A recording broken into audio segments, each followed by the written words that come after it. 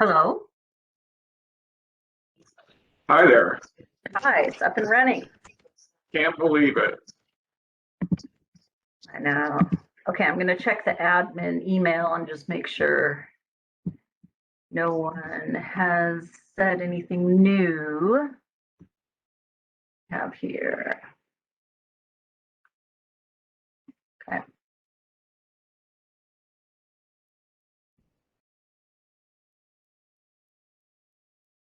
Okey-dokey. We're all set. Marshall got an invite, I think. Can you see that on like the? I can't access the email for SDC administration. Oh, but shouldn't we be able to see it in like? Oh, we can't see in here who was invited. Okay, I'll look in there. Well, I'll send him one just and let him know. Well, let me just. I'm sure you got it right. Well, let me look. DC administration. Wait, if I just go into the appointment in the calendar, the admin calendar, I can see who was invited. Well, let's see, which one is it? Oh, no. Yeah, it doesn't. No, because you sent it, right? So only you can go into it. So it, Well, but what people were doing, they were forwarding it to him. yeah, but you should be able to go into your appointment and see who it was forwarded to too. No. That shows up, yeah. So if you go into the appointment, actually maybe I can see it too. Let's see. Go into the appointment, then you go tracking. No, it doesn't. Oh, that's just us in there. Oh, That's because it's WebEx. Yeah, that's okay. But then we should be able to see in the WebEx here somewhere who all it went to. We should be able to see that. Yeah, and you can see who was invited. That was people who were directly invited and not necessarily forwarded it. Well, usually, I mean, in Outlook, if it gets forwarded, those people get added to the list. And I would assume. All it does is it has a window that says invite and remind panelists. That's it. But it's done. I just sent it to him, so that's fine. Okay, but I don't see anywhere a list of like who in here. We should be able to see, let's see, view panels, participant. Shouldn't we be able to see in But you here? have to register first. So But we're leaders, we're co-hosts. We should be able to see somewhere a list of who all was invited. and under invite and under participant, under invite and remind, it's the people who were specifically invited. I don't know how I can track who was forwarded the invite. Yeah. And that's fine. I don't, it's an open meeting, who cares, right? Okay, well, Marshall's on that list now, so. Yeah, I just put him on it, so. Yeah, my guess is that whoever you forward it to just ends up there, which is good. Yeah. And I could forward it I'm going to forward it to my personal.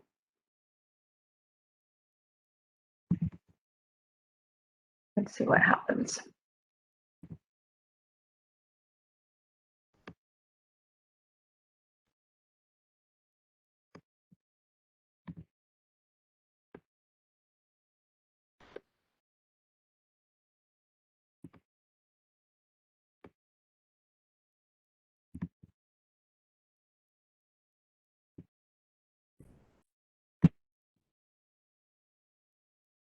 And of course, all these people were made presenters, so, which is fine. I don't really care.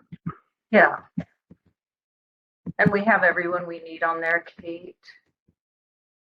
I'm sorry? And everyone from Sound Transit that was on that list. We had a list, right? Well, again, I invited Kate.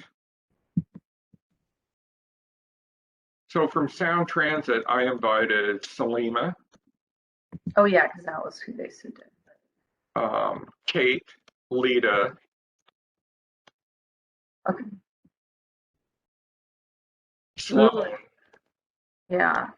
An automatically generated reminder just came out. Yes. So they'll be able to, I mean, there's two options. Okay. Someone can go on to the website and join via the calendar, or they could have gotten the meeting invite info.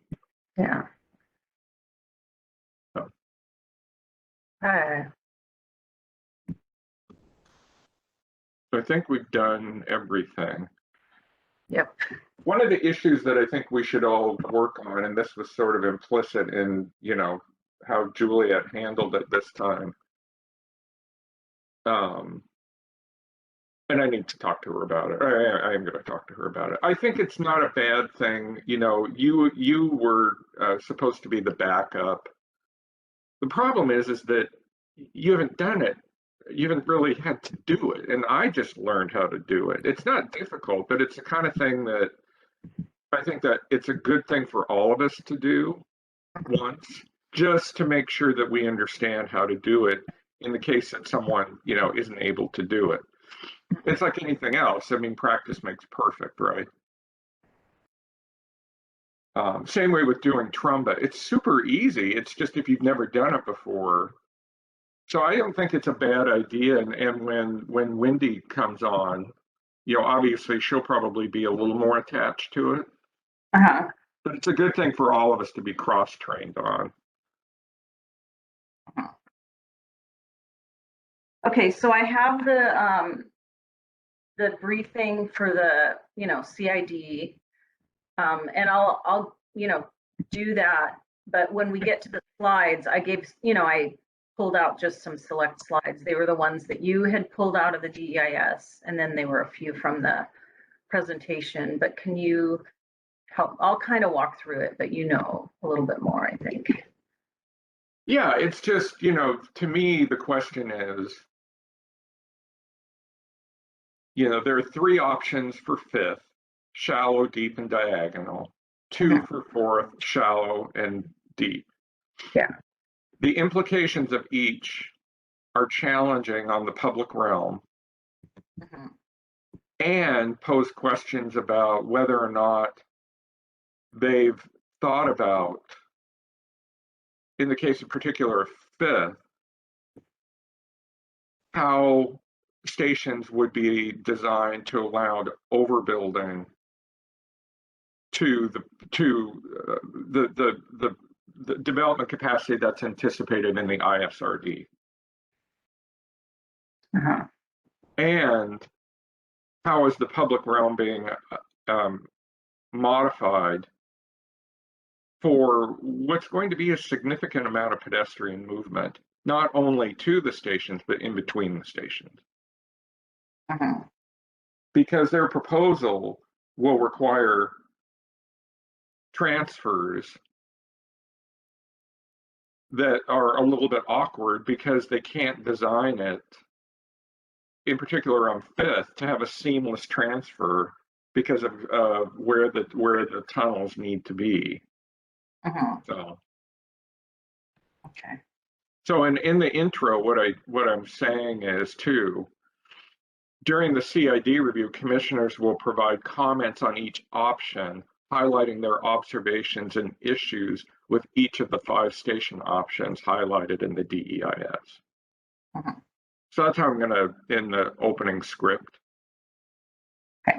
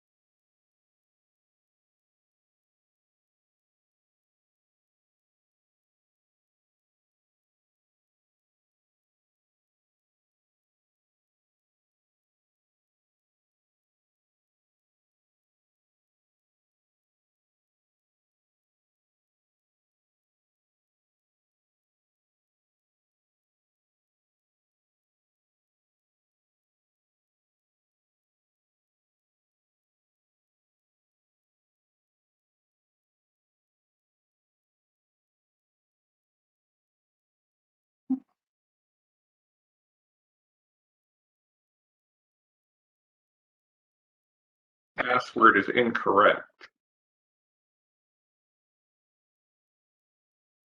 Did they go in through the reminder or through the appointment?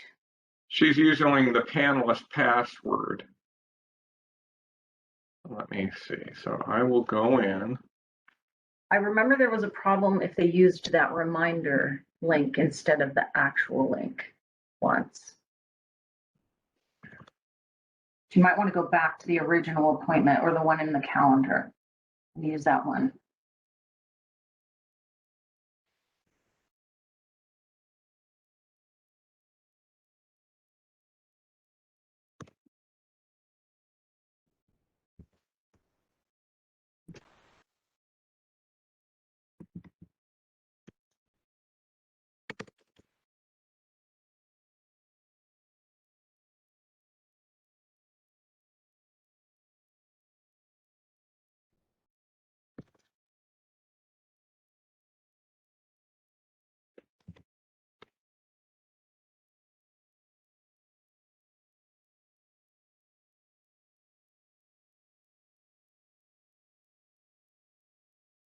She could use the webinar password and we can turn her into a panelist.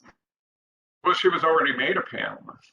Yeah, I'm just saying if she wants to try some other route for getting in.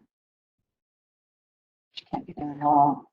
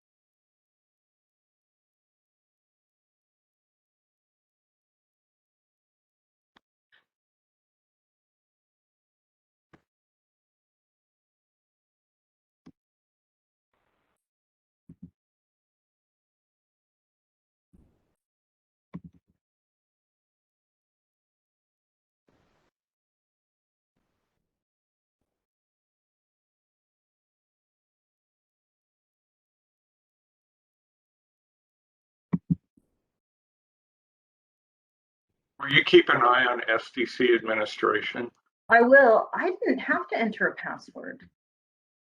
Is that just because I'm city staff, maybe? Well, you're a co-host.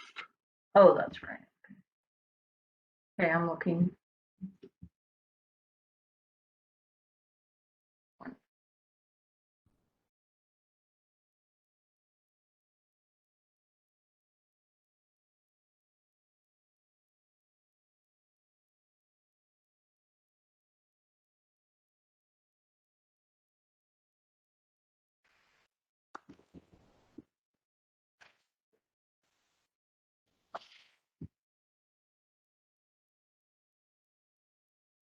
And all the information about the webinar,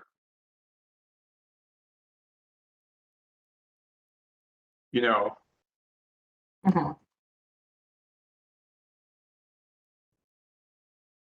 I think it's just Elizabeth's ongoing challenges. Well, we'll see if people start showing up. Yeah.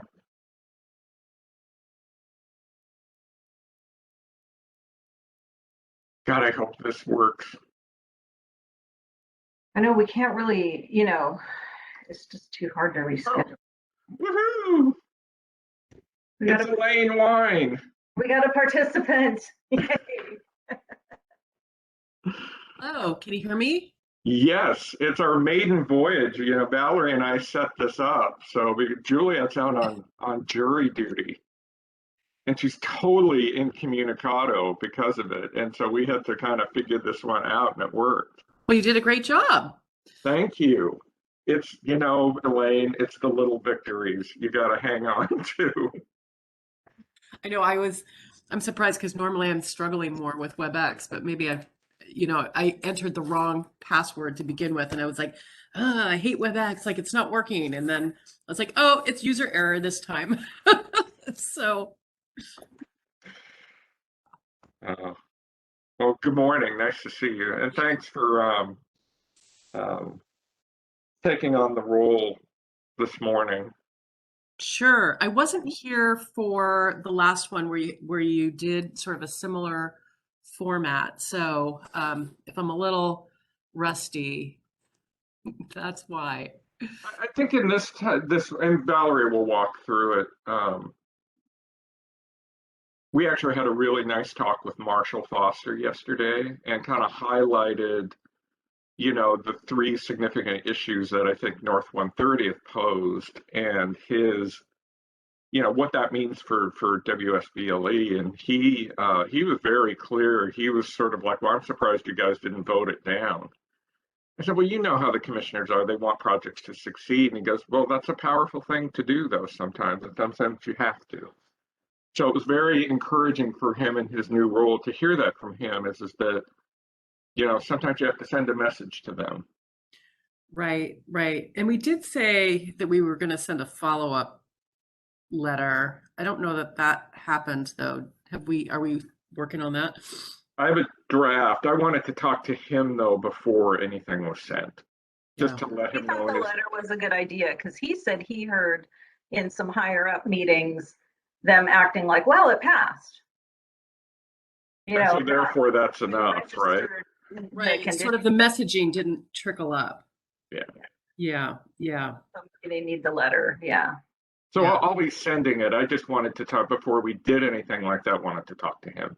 Yeah, no, I think it's good. And I think, I mean, to me, I sort of saw that as a precursor to what might be a harder line in the future. So it's a warning. Yeah. Yeah. Hey, Elaine, just one thing about the format of these WSBLE ones is that we're not doing separate Q&A and discussion. Everyone just freeform can, you know, make their comments or ask questions and get clarification. So. Okay. But you just sort of went around like person by person. So they asked questions and then talked about pros and cons in one. Yeah. And then maybe if it looks like we might need to, you could do another round. But in general, though, just a little, rolled together. Okay. And I can send you, I can resend and I'll put in the chat the order. Oh, great. But, and how I'm going to characterize it in the intro is saying, that commissioners are going to provide their issues and observations about the 5 station options that have been identified in the DEIS and their implications on the public realm. Hey, hi, Jenna. Hi, Jill. Hi, Jill. Hey, Jenna, the presentation doesn't start until 9. So we're going to be chatting. You could stay and listen, but technically you don't really need to come until 9 if you want to get other things. Some coffee.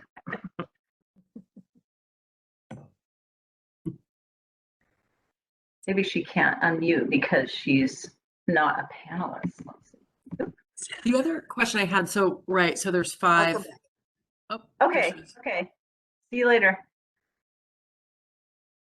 You know, so there's 5 options. Did you require people to do pros and cons, like specifically address each? Okay. Because it's interesting because Elaine, in some ways, they're really 3. Right. 4th deep and 4th shallow pose the same implications. 5th deep, shallow, and diagonal kind of are the same thing with different implications on the public realm. In particular, where they're having the secondary station at 6th and Weller. And what does that mean? Like what, you know, And I also think in all of the cases, and we had talked about this while we're waiting for people to join, I go back to the work that we did, and letters that we sent on, in all cases, they really need to fix the plaza at Fifth Avenue. They really need to figure out how to make that less of a place that's just kind of in a transition mode into more of one that the community can utilize in a more meaningful way for events, for community identity. That was one thing that we highlighted in that letter. Yeah. Yeah. Do you know how happy this makes me that we've been able to pull this off this morning without Julia? Look at us. It was a little bit harder. Just It was. you had I just mean, I was on for 3 seconds and then I was off, and now it shows me that I'm on twice. So yeah. I And I don't get dare. some echo. I'd love to get rid of the other one, but not at the expense of Right. going away again. Oh, Just you to your just went point, away. Your shadow Jill just vacated. So That might have been the good Jill. That might have been the one you wanted. No, we went to bad Jill. Yeah, well, okay, that might be what. So, looking at those stations last night sort of brought out the bad Jill. I mean, Valerie, that was a very polite email you sent. Yeah. Very tactful. Yeah. I was telling while we're waiting, we had a really good conversation. Oh, Rico's here. We had a really good conversation. Hey, Rico. We had a really good conversation with Marshall yesterday to talk to him about, what your observations were at North 130th and what that may mean for what we're going to see at WSBLE. And I told him that a letter was forthcoming, but we wanted to talk to him first and let him know. And it's great.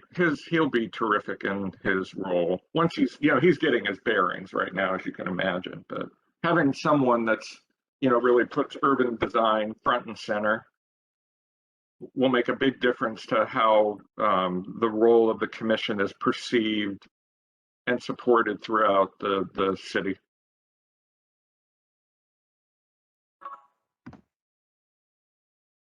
And I assume you're going to consolidate those comments on what we saw last time and these today. That's all going to be pulled together in what you're talking about. Well, yeah, I mean, that will be a separate communication, but we're thinking about doing a separate letter to Sound Transit based specifically on the review of North 130th. Oh, okay. I'm a little late getting you some things, but I shall. Yeah, thank you. We haven't really started. I drafted a letter on the 130th station, but we haven't started circulating that. So there'll be a chance to go over that and edit. Thanks. Yeah.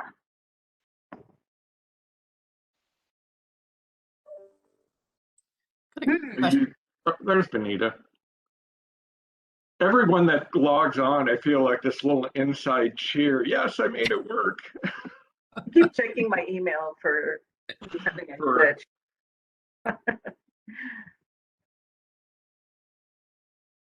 It just goes to underscore how important and essential admin support is to making our job successful. Yes. Hey, Benita. She may be. Sorry, I'm distracted by something, but I'll be full focus soon. That's fine. And Amalia's joined us, so we can go ahead and get started. Hi, Amalia. You look like you're in your basement. It's not my it's a long sordid tale, but this is not my stuff around me. I'll save that for commission business later. No, that doesn't sound good. So Valerie's going to walk through the briefing slides. People will start trickling in. The one thing that Valerie, before, and I've talked a little bit about this, So I'll restate it for you, Amalia and Benita. We had a really good conversation with Marshall yesterday. And I think it was really helpful for him to hear as he's trying to get his own bearings in his new role as being the designated rep. And it's just great to have someone that's so experienced in urban design, understanding how to use the commission to advance urban to that relationship with Sound Transit.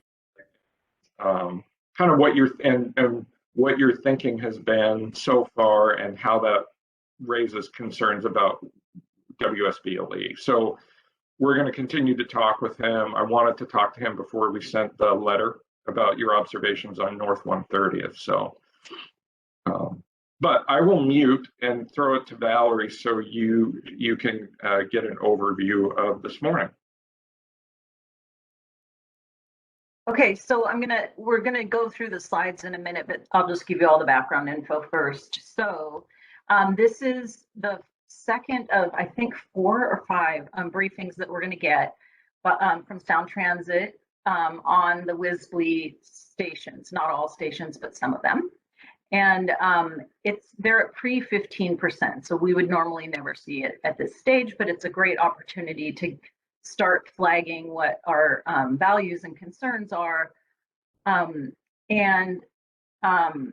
The action taker will be Elaine. She'll lead the discussion. And just one technicality is that this time, just like with the Westlake and the other station, the Seattle Center station, we'll ask you to roll both your Q&A and comments together. So just go for it, whatever format.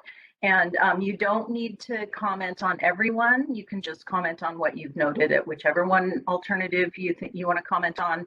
And also, I know I've said to kind of look at the visual aesthetic aspect, because I feel like that falls a little bit short with Sound Transit, because they're very transportation oriented, which they should be. But feel free to comment on anything. So, transfers, transfer times, any technical stuff, whatever, whatever you want to comment on, everything is, anything is possible. So, I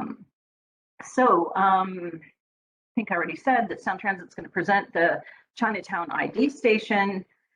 It's pre 15%. And then I just wanted to express sort of the purpose of this. And it is, number 1, to consider the alternatives so that we can provide formal comments later in a letter. So you're going to be, bouncing some ideas around and thoughts around, but we will pull them together into a letter and you'll have a chance to edit that. So, so this is just a first stab at that. And then it's also an early opportunity to communicate to Sound Transit what you care about and what you think is more important than something else. So to start, it's one thing to say, like, these are all the problems, but start to kind of pull to the top the ones that you think are grave issues. And then in addition to hearing from Sound Transit, we're also going to hear from city staff this time. So we'll hear from OPCD and Sound Transit and SDOT on the Jackson Hub planning that's going on. We'll also hear about some of the Department of Neighborhoods outreach that's going on, because there's a separate outreach effort going on from the Sound Transit stuff. And then we have a couple people from the Special Review District who are actually the review body for this. So we don't technically review the station. They will be the reviewers. So I'm coordinating with them. And yeah, but a good thing to note.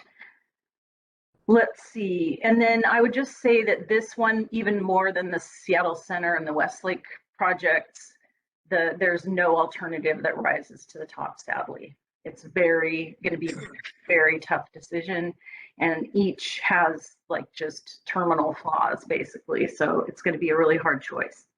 And then the city is still in the middle of its analysis and hasn't also identified any particular preferred alternative yet. And the community is also still very, hasn't voiced one particular alternative. So in a month, we're thinking that we'll probably touch base with the city folks again and hear where they are in their analysis and if they're getting any closer to deciding on a particular alternative.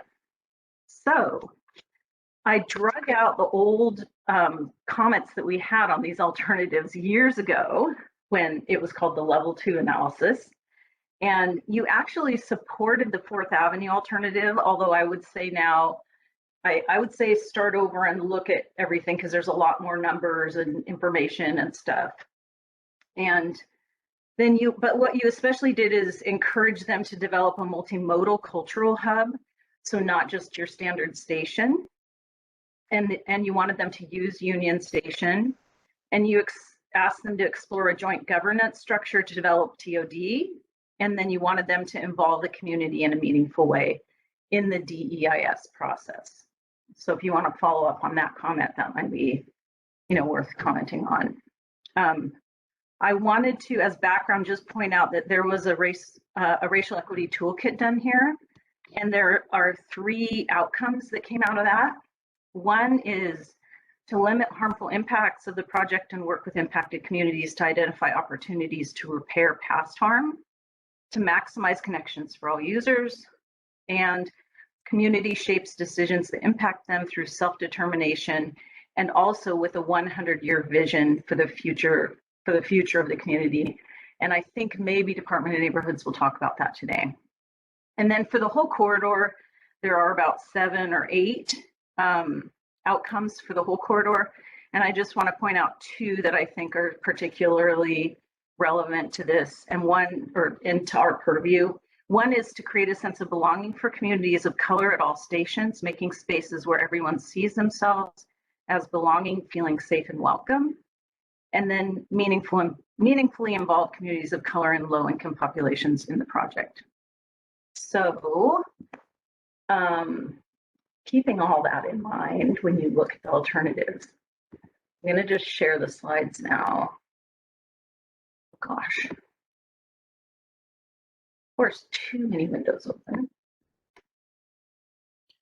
And while Valerie's loading those images up, I think that, I think, again, and what you did really well at the last meeting is, just really focusing in on high-level observations and issues based upon the level of information that they've provided, focusing in on how does this affect the public realm? How is this actually doing that?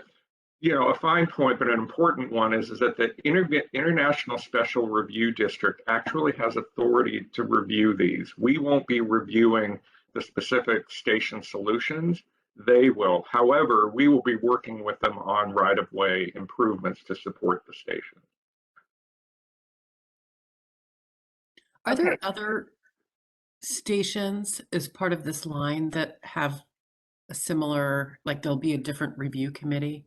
I don't think so. There may be, because of abutting landmarks, the landmark board may have jurisdiction over it, but I think this is the only station where it sits not only in the ISRD, but it abuts in some cases overlaps with Pioneer Square.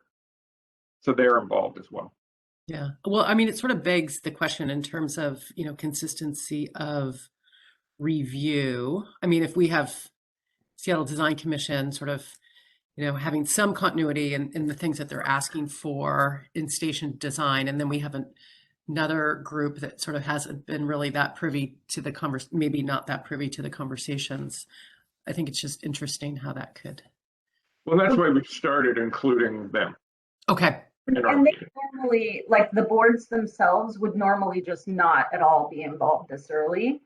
And so their staff are actually thinking about that now, because we kind of compared notes on our DEIS comments and realized that they are, they're kind of similar. And so they're thinking now about how they might be involved earlier. So we're not, we're definitely not stepping on toes by being there now in this conversation. But at some point, we need to kind of pull back, because that's what they're there for, is to bring this local historic perspective to it. So. But we also have the opportunity to hold the whole on this, and that's why I think if we point out where thoughts we have on this station are similar to what we talked about 2 weeks ago at Westlake and Seattle Center, and that there are some consistent things that matter as they come through the heart of, the densest, most culturally rich part of the city, I think then that helps us support and connect to the local stakeholders and local reviewers. Yes. So do we want to try to just quickly run through the 5 alternatives? Yeah, go Yeah. ahead, Bill. Before you start, can I ask just a quick question? So on all these cross sections, do you feel, it doesn't seem to me that they're fully showing the impact of installing that? Like here, it's a good example. So you're telling me that that cross section line that they're showing me is like the limits of that station? I guess I'm having a hard time getting an understanding of the impacts, like what parcels will be fully gated off, like how is that, am I missing something? I just wanted to know if that information was available. I don't think that you are. It's just the document is so enormous that Yeah. what we're trying to do is to focus in on, because the construction impacts are kind of the construction impacts. And the question in my mind is where the commission's authority is.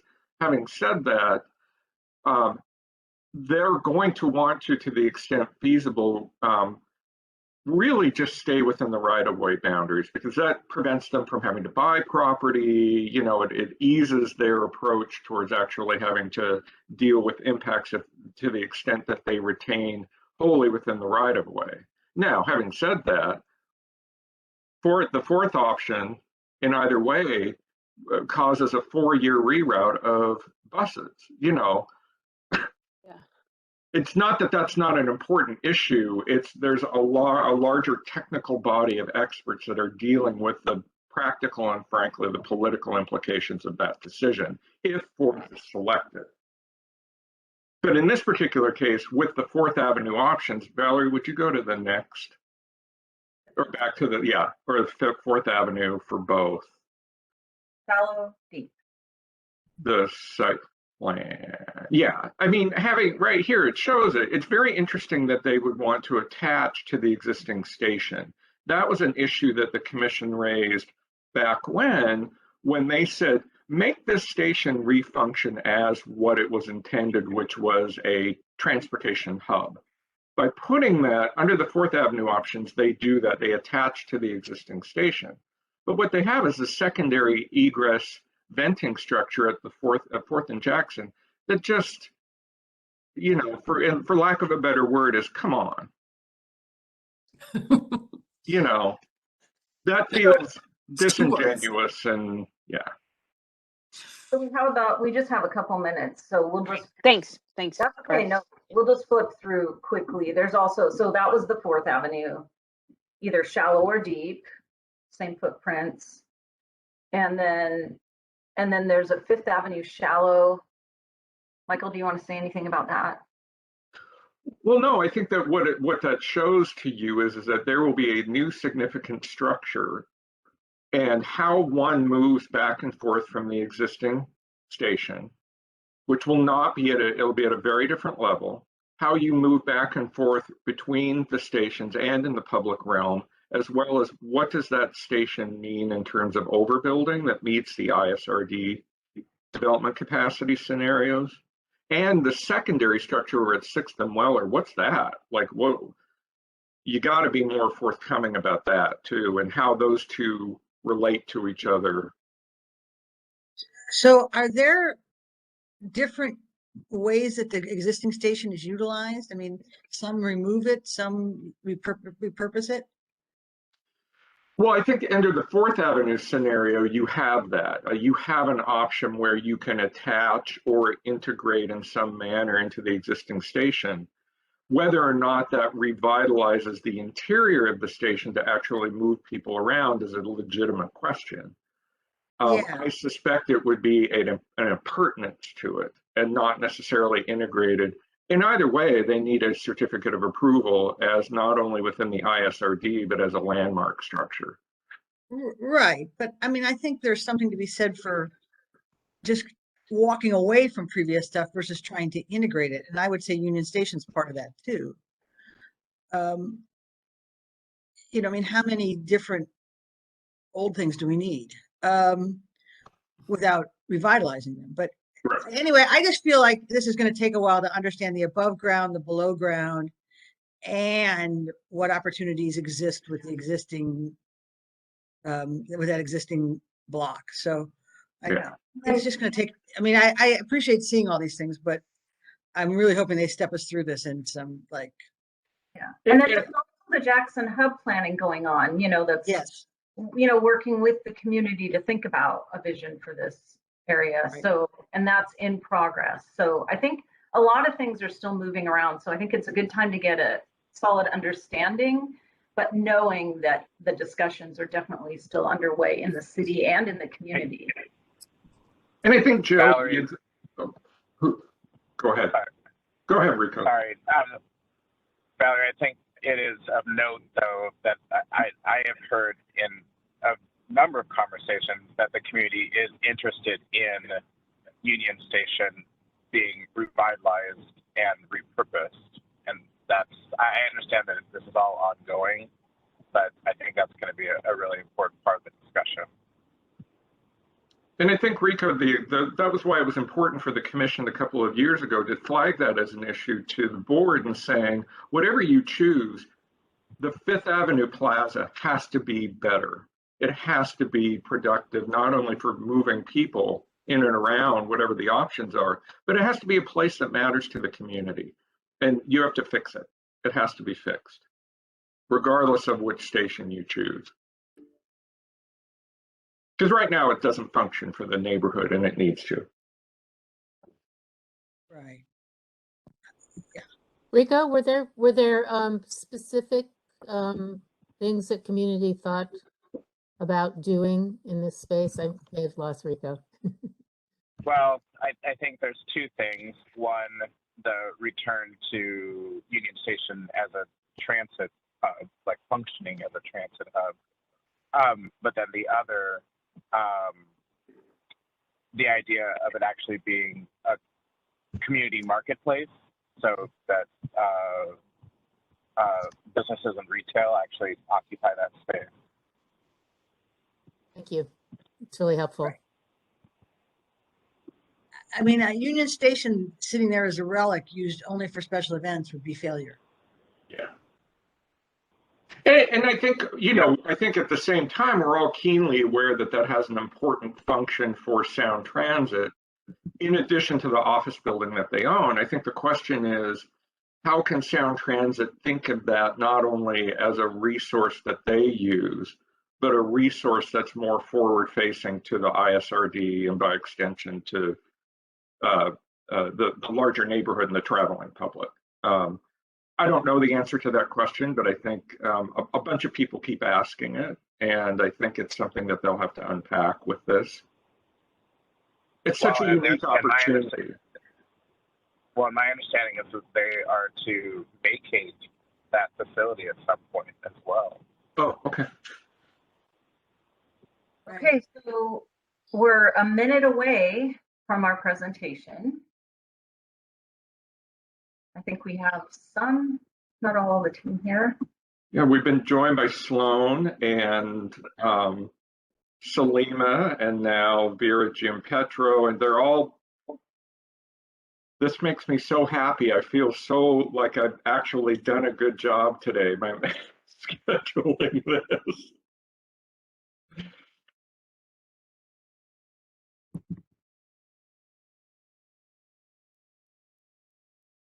We'll go ahead and wait a couple of minutes. Hi, Sloan. Hi. Yeah, it was a totally seamless joining of the WebEx. Rico, I'd like a raise for pulling this. Valerie and I are due a raise for pulling this off, and as is Juliet. Nice work to you all. Sloan, who's going to be on leading the presentation today for your team? So we're going to have a few folks.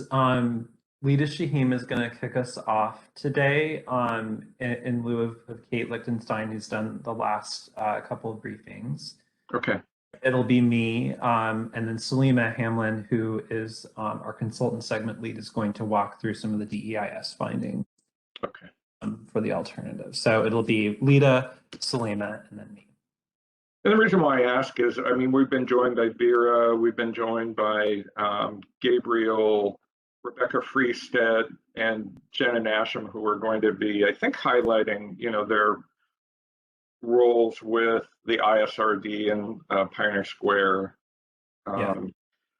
The reason I'm saying that, I think we can go ahead and start the meeting. And Matt, we've just been joined by Magda Hognes.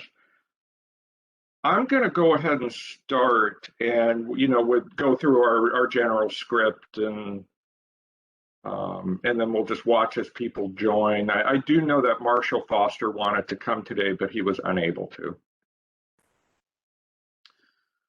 So I will go ahead and get us started. Great. And I'm going to welcome everyone to the March 3rd, 2022 online meeting of the Seattle Design Commission. Our meetings are designed to meet the governor's executive orders allowing online meetings during the COVID pandemic. Our meetings are being recorded through WebEx to be posted later on our website.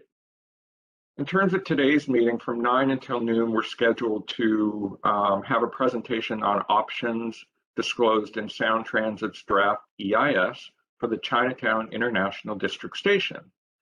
The discussion will be led by Elaine Wine on behalf of the Commission. In the afternoon, following lunch, we'll have a short business section, and then starting at 1:30, we'll be taking up the schematic review of the Thomas Street Reimagined project, which will be led, that action and discussion will be led by Adam Amrine, who was recused from this morning's session. And in the afternoon, Vanita Sidhu, our acting chair, is also recused from that action, and so Jill Crary will be acting as chair. In terms of the meeting format today, we follow our usual format for WSBLE stations with a slight modification. The team will provide a briefing on the proposal, followed by agency comment and then public comment. During the CID portion, though, commissioners will provide substantive comments and questions on each option, highlighting their observation and issues with each of the 5 station options that are highlighted by Sound Transit in their presentation. And again, we'll be posting the record of today's meeting on our website as soon as we're able to. There is an opportunity for public comment. I don't think that we've had anyone sign up for public comment yet, but we'll allow up to 2 minutes for the public to comment through WebEx, and we'll make sure that we provide that opportunity after the presentation, but before commissioners begin their question period. Why don't we go ahead and start with introductions of commissioners in alphabetic order by first name. And commissioners, if you can indicate your position on the commission, and then we'll follow up with introductions by the project team before we start the presentation. Good morning, Amalia Layton Cody, Transportation Planner Position, Design Commission. Good morning, Elaine Wine, one of the Architect Commissioners, and I'll be leading the discussion today. Hello, everyone. Elizabeth Connor, Artist Commissioner. Hi, Jill Crary, at-large Commissioner. Good morning, Vanita Sidhu, Landscape Architect Commissioner and Acting Chair. Sloan, would you like to lead introductions for Sound Transit? Sure. So good morning, everyone. Good to see you again today. My name is Sloan Dawson, and I'm with Sound Transit. My role has been heading up our station planning efforts and our coordination with the City of Seattle on this project, really since we started alternatives development in 2017. And I'll ask Lita to introduce herself. Hi, thank you, Sloan. Lita Shaheen, Government and Community Relations Manager at Sound Transit. Been working on the project since late 2017 and work primarily on engagement, racial equity, and other government relations type things. Over to Salima. Good morning, this is Salima Hamlin, and as Sloan mentioned, I'm with the consultant team. I am the segment manager for the Chinatown-International District and the SOTA segments. I've been on the project for, I think, 3 to 4 years. Looking forward to the project and talking with you. Nice to have you join us, Salima. And Vera, if you could lead introductions for the city team who are participating in today's presentation, that'd be great. I'd be happy to. Thank you, Michael. So I'm Vera Giampietro. I'm a planner with OPCD. I'm leading up the city's side of the planning work group for the West Seattle Ballard Link Extensions project. My counterpart being Sloan Dawson at Sound Transit. And we have a wonderful team of folks who are contributing to our planning work. And I will call out each of you in order. Some of them have speaking roles today, and many of us are just working hard on this project and would like to hear what you have to say. So we're listening in. Let's see. So first would be Rebecca Freistead from the Department of Neighborhoods. If you would introduce yourself. Sure. Rebecca Freistead. I work for the Historic Preservation Program with the Department of Neighborhoods, and I coordinate the International Special Review District and also the Columbia City Landmark District. Great. Thank you. And Rebecca's counterpart in Pioneer Square, Gina Nasham, if you would introduce yourself. Hi, I'm Gina Nasham. I also work for the City of Seattle Historic Preservation Program, and I coordinate Pioneer Square. Thank you, Gina. We have Magda Hognes from OPCD, if you would introduce yourself. Of course. Good morning. I'm Magda. I work with Vera over at the Office of Planning and Community Development, and I'm happy to be back so quickly in front of the Commission to present on Jackson Hub. And I'm also focused on this station in particular. Thank you, Magda. Just a couple more. Rico Kirindongo, our director at OPCD, who you've heard from last time. Rico, if you'd like to just reintroduce yourself. Good morning, Rico Kirindongo, Acting Director, Office of Planning and Community Development. Really excited for the conversation today. Thank you, Rico. Gabriel Seo from SDOT, Urban Design. Good morning, everybody.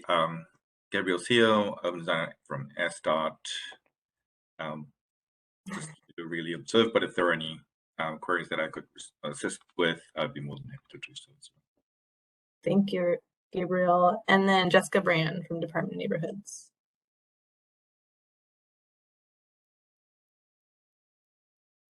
I see you. I think I see you, Jessica. But maybe you're not able to unmute at this time. Jessica Brand is leading up the Racial Equity and Engagement Work Group for the Department of Neighborhoods, and we'll be talking today about the Racial Equity Toolkit.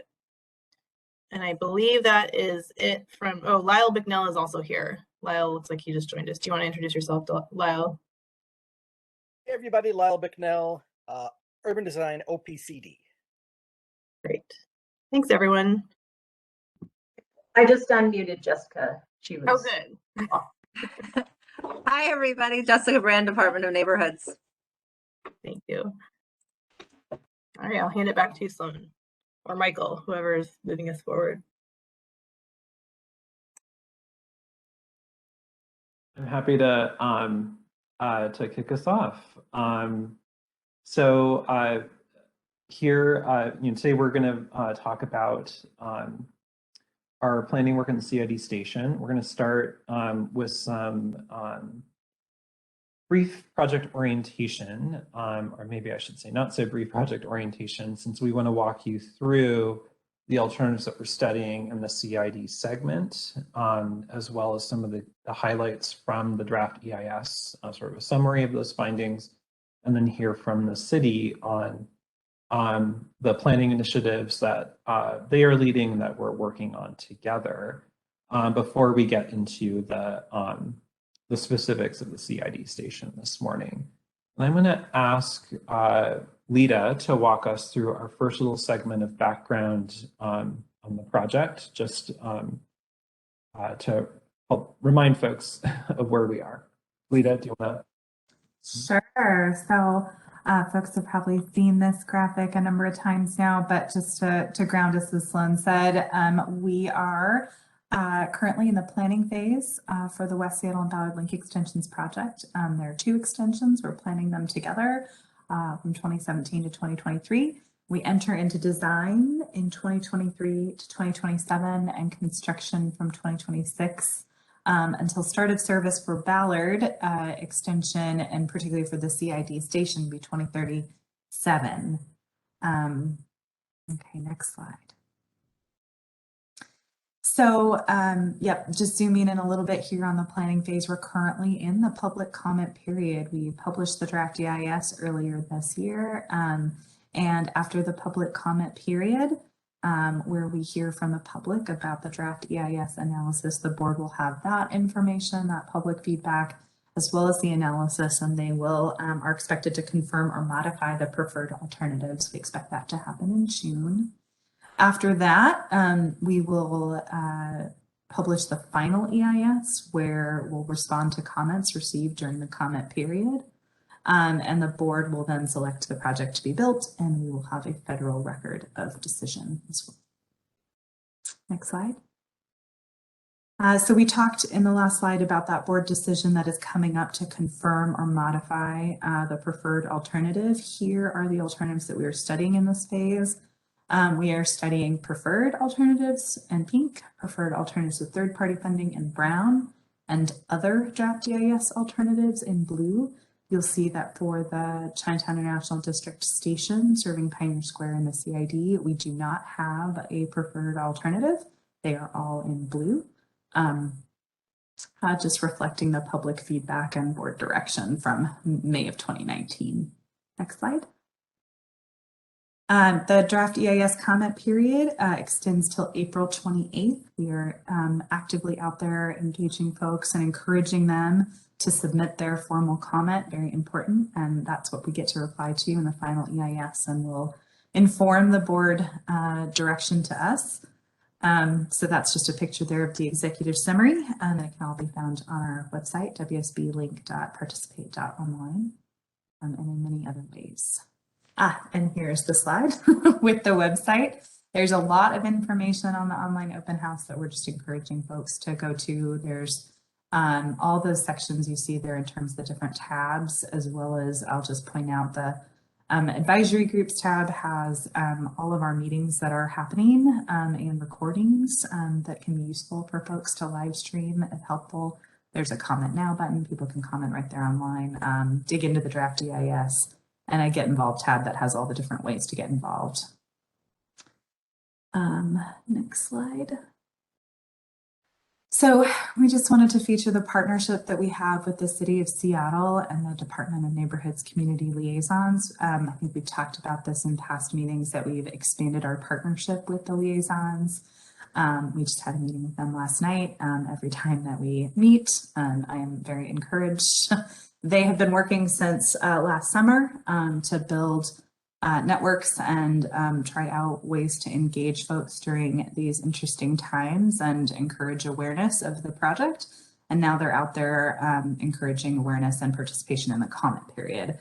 They're doing door-to-door business outreach. They have, a number of them have great ethnic media and other sorts of social media contacts and have been deploying those both before the draft EIS was published and now that it is. They're helping us table at stations. You may see us in the Hing Park or Occidental in community spaces. I think we went to Korean bowling recently, fairs and festivals, and they're providing interpretation at meetings and briefings. Next slide. So we also, in partnership with the city, and you'll hear more about this later, but we have developed a draft racial equity toolkit report for the environmental review phase. We are purposefully sharing it as a draft based on what we know right now, and then we will update it based on the comments received on the draft EIS. We have been partnering, and we of course had a briefing all about this, but with the city for some time since early in alternatives development on the racial equity toolkit, how we do our work and how we do our engagement. And so that's just a snapshot there and a useful resource, we hope. Next slide. And over to you, Salima and Sloan. Yeah, Salima, go ahead and walk us through this. Okay. And Perfect. Can you guys hear me okay? Yes. Yeah. All right. Thanks, Lita and Sloan. So I'll start out by providing you an overview of the CID draft EIS alternatives, and then go over some performance metrics, and then walk you through the major differentiators for each alternative, and then followed by a summary table that provides side-by-side comparisons of the key considerations and the differentiator of the alternatives. Next slide, Sloan. So this slide is showing all the DIS alternatives that we studied in the draft EIS. The expanded station in the CID segment will serve the Pioneer Square and the Chinatown-International District neighborhoods, which would include, as you all know, Chinatown, Japantown, and Little Saigon. To quickly orient you to the map, north is pointing to the right. And as you may have noticed on this map, that all the lines are shown in blue. And as Lida mentioned, that we do not have a preferred alternative in the CID segment. You'll also see the gray lines indicating the existing light rail line, and the gray boxes representing the existing station in International District Chinatown and Pioneer Square. And then upon the completion of the Sound Transit 3 expansion plan, this expanded station in the CID will become an interchange station of the 3 link light rail lines where you can go north, south, and east. So diving into this part of the CID alternative, this segment that we're talking about is between Holgate and James Street. The station locations are shown in a blue rectangle and are located under 4th and 5th Avenue. And for each location on 4th and 5th, there is a shallow and a deep station option. In addition to the shallow station under 5th Avenue South, a variation of the 5th Avenue shallow alternative called the diagonal station configuration is also studied in the DIS. And this configuration concept was developed in an effort to find a way to minimize the construction effects while avoiding the access challenges of a deep station. Next slide. So before diving into the differentiator slides, I'd like to go over some of the performance metrics. So this first slide that you see is about travel times and reliability. So the transit travel time compares what kind of travel times you would experience with and without the project, and it's also based on 2042 projections. 2 of the benefits of the project is improved travel time and transit reliability over other transit modes. So for example, the transit travel times you would have from Northwest Market Street and 15th and Ballard to Westlake in downtown is typically about 38 minutes without link and then 11 minutes with link. Similarly, travel times between Westlake and Alaska Junction in West Seattle without link is 30 minutes and with link is 16 minutes. So then the other information that you see on the right there is about transit reliability. So note that these are based on PMP conditions. And as most of you probably know, that transit reliability is based on a rating scale of A to F, A being the highest rating and F being the lowest rating. So for the West Seattle Link Project corridor, without light rail, buses would be subject to traffic and reliability on roadways, and hence there's a variability in the travel time. So you would have a reliability rating of D, E, and F, with most of the bus trips being at E and F. And then when you compare that with link, you would have a reliability rating of A. So the next slide, let's see here. Next slide is ridership for CID. So for the both station locations, the ridership is about 30,000 to 34,000 average daily boardings. And note that these are combined number of boardings of the new and existing station. And the range is due to potential variation in where passengers might transfer between the lines, because you could transfer in Soto and Westlake as well. And then the principal mode of access is anticipated to be walking at 53%. Next slide. So this next slide is about transit integration. And Sloan's going to go furthermore into this, but there are 3 different pieces of information that you're seeing here.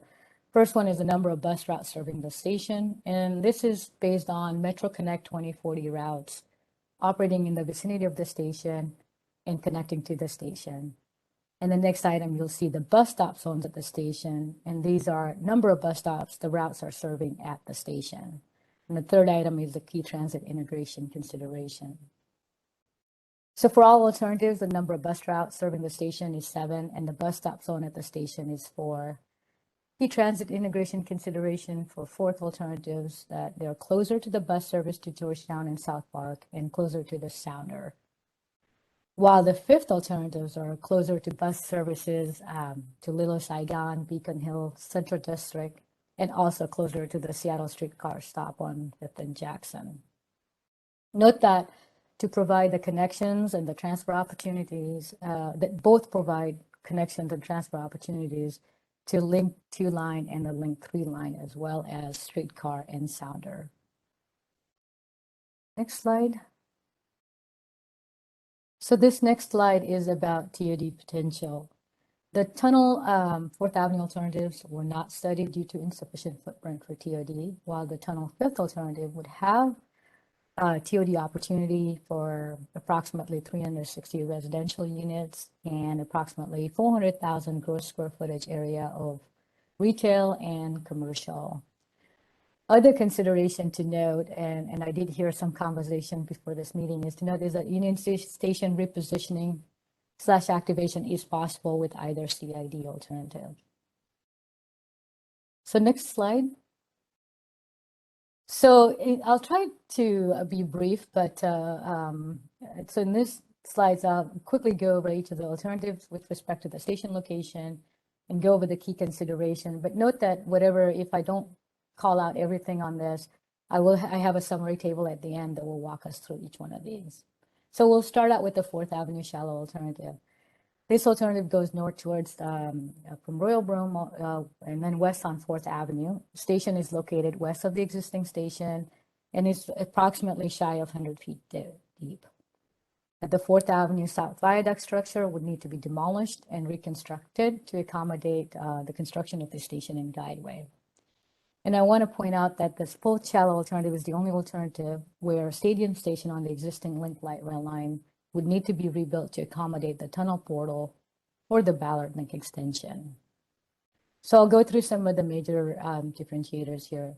As far as cost goes, this alternative is estimated at $1.8 billion, and you'll notice an additional plus $100 million in the bracket.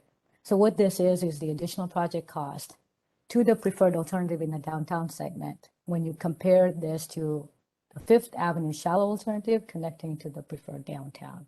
So it adds $100 million to that segment. And then this alternative would displace 120 residential units at the Icon apartment due to access restrictions during construction for 4 years. It would have a business displacement of 5 to 8. And I want to point out on the map is that there will be the station construction duration is approximately 9 to 11 years. It would detour, because of that, about 15,000 vehicles per day for 6 years. And then this alternative would also affect Ryerson Bays. I'm going to go to the next alternative. Next slide. So this next one is about the 4th Avenue Deep alternative. It's essentially similar. There is a little bit of variation in the alignment where we go over the King County Metro Ryerson Bays. And the station is a deep station, which is just shy of 200 feet. Note that only a portion of the 4th Avenue South Viaduct would be demolished and reconstructed to accommodate the construction of the station. Looking at the cost, this alternative would cost $1.7 billion, and then it would also add $200 million to the preferred alternative in the downtown segment. Total business displacement would be about 5, and there are no residential displacement anticipated. And then due to the depth of the station, there would be an elevator-only access between the upper and the lower mezzanine. I want to point out a couple of things that are in orange related to the construction effects. The station construction duration is anticipated to be 8 to 10 years. Note that this is based on current level of design and current assessment, and they would be refined in the future phases as the design progresses. 4th Avenue carries about 30,000 vehicles per day. So this alternative would detour about 30,000 vehicles per day for 6.5 years due to the full closure of 4th Avenue. And as I mentioned earlier, that the alternative goes over the King County Ryerson Bays. So this alternative would displace Ryerson Bays. Next slide. So the next slide talks about the 5th Avenue shallow alternative. So there are 3 alternatives on 5th: 5th shallow with a diagonal configuration, and 5th deep. Note that the station entrances would be at the same location. So this alignment starts out at Holgate and goes towards on the east side towards 6th and then to 5th Avenue, where we have a stack station configuration that would fit within 5th Avenue with the upper platform just shy of 50 feet and the lower platform just shy of 100 feet. As far as the cost goes for this alternative, it is estimated to be about 1.2 to 1.3 billion. It would displace 19 businesses, with 13 of them being in the district, and it would not have any residential displacement. And then looking at the map, the station construction duration is estimated to be 8 to 9 years. It would detour approximately 5,000 vehicles per day for 9 months due to the full closure of 5th during that time. And then this alternative would relocate major utilities, including a utility corridor that's under 5th Avenue South. In addition to that, due to the full closure of 5th, the Metro trolleybus that are currently running on 5th would need to be temporarily relocated to 7th or 8th Avenue South. Next slide. So the shallow diagonal configuration is essentially similar to 5th Avenue, but the only difference would be that it would transition towards 5th Avenue further north of Seattle Boulevard South into a diagonal station configuration instead of a north-south. And then it would also have the same station entrance. So this station would be located at a depth slightly over 110 feet. Note that this station would mostly be constructed using cut and cover, with a small portion that would be mined under an existing building. The estimated cost is comparable to the 5th shallow at 1.2 to 1.3 billion. The construction station duration for this alternative is lower at 5 to 6 years. It would displace 19 businesses, with 13 being in the district. It would not have residential displacement.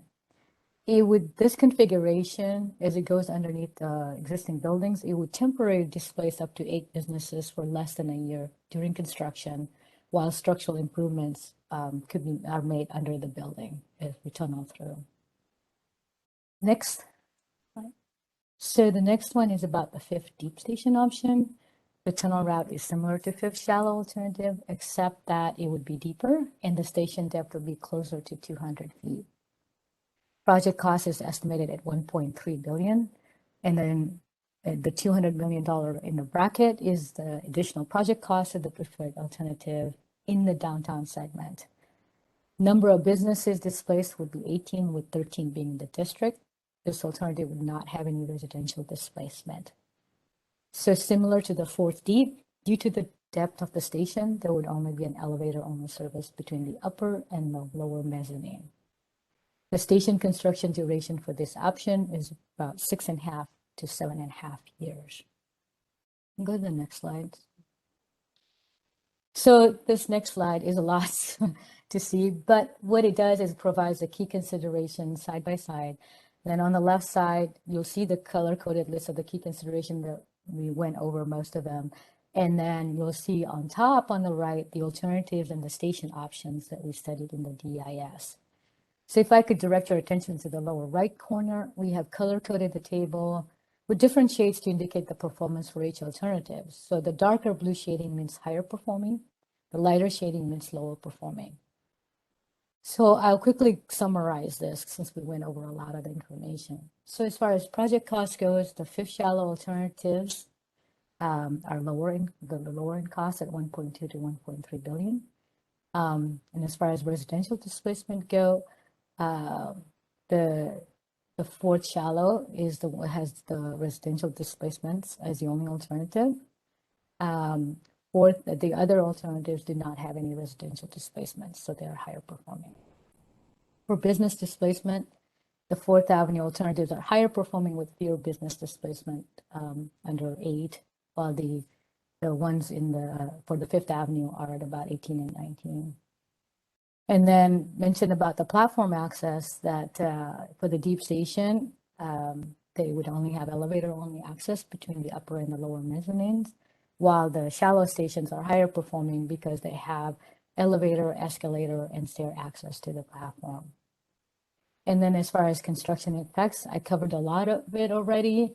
Generally speaking, as you look at the chart here, you'll see that the 5th Avenue shallow diagonal configuration and the fifth deep option are higher performing when it comes to construction effects. You can see them, they're shaded darker.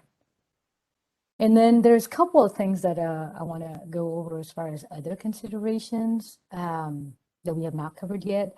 So there are also differentiators in how the CID alternatives connect to the downtown segment.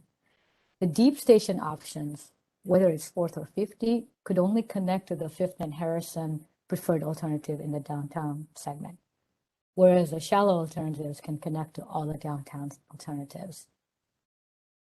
And then there's also limitations on how we can connect to the SODO alternatives. The 4th deep connects only to the SODO at-grade South Station option. And then the 5th deep connects only to the at-grade alternatives, which is a SODO at-grade preferred alternative and SODO at-grade staggered station configuration and the at-grade South Station option. The shallow alternatives can connect to all the SODO station alternatives.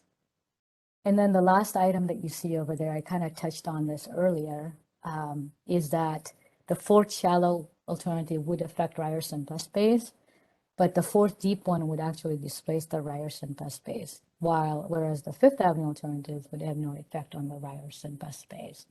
That concludes the highlights. I know it was a lot to take in, but essentially the highlights of the key differentiators that we found in the areas. Sloan?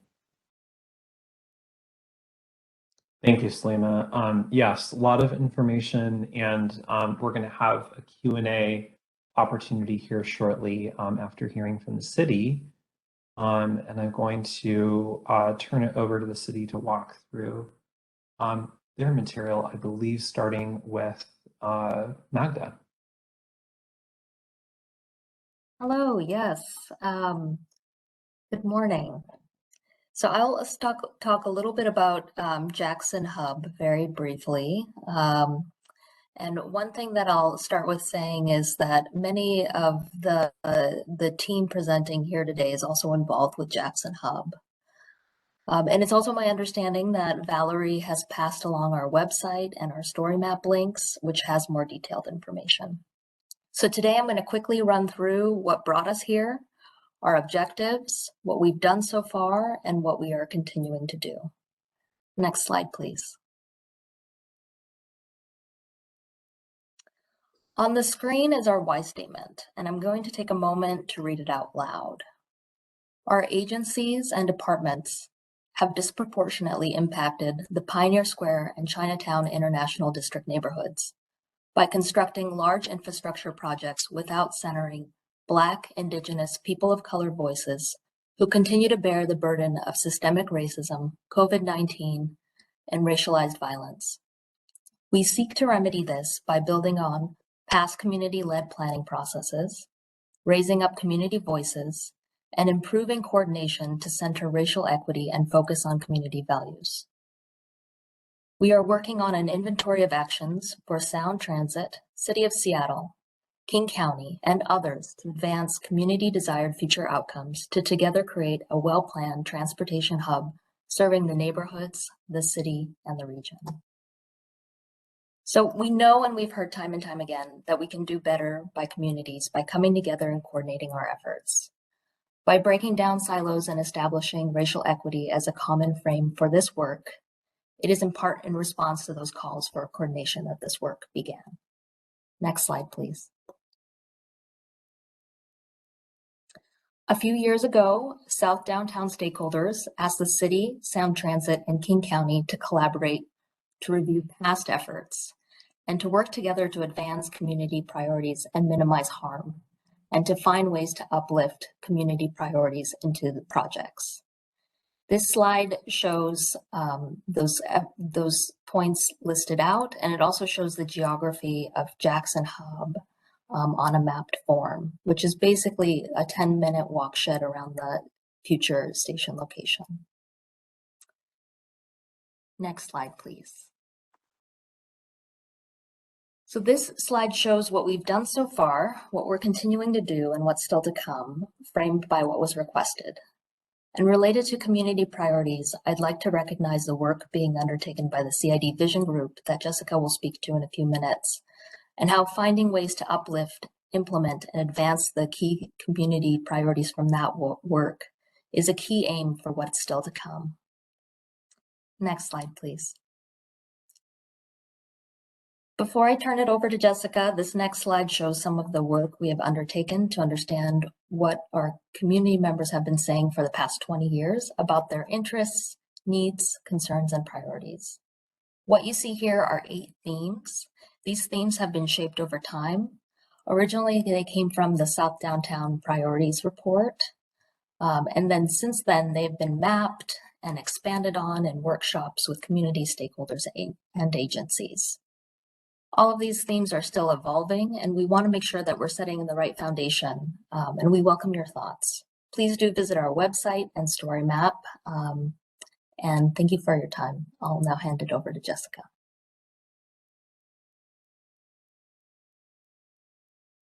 Morning, everybody. Yeah, there you go.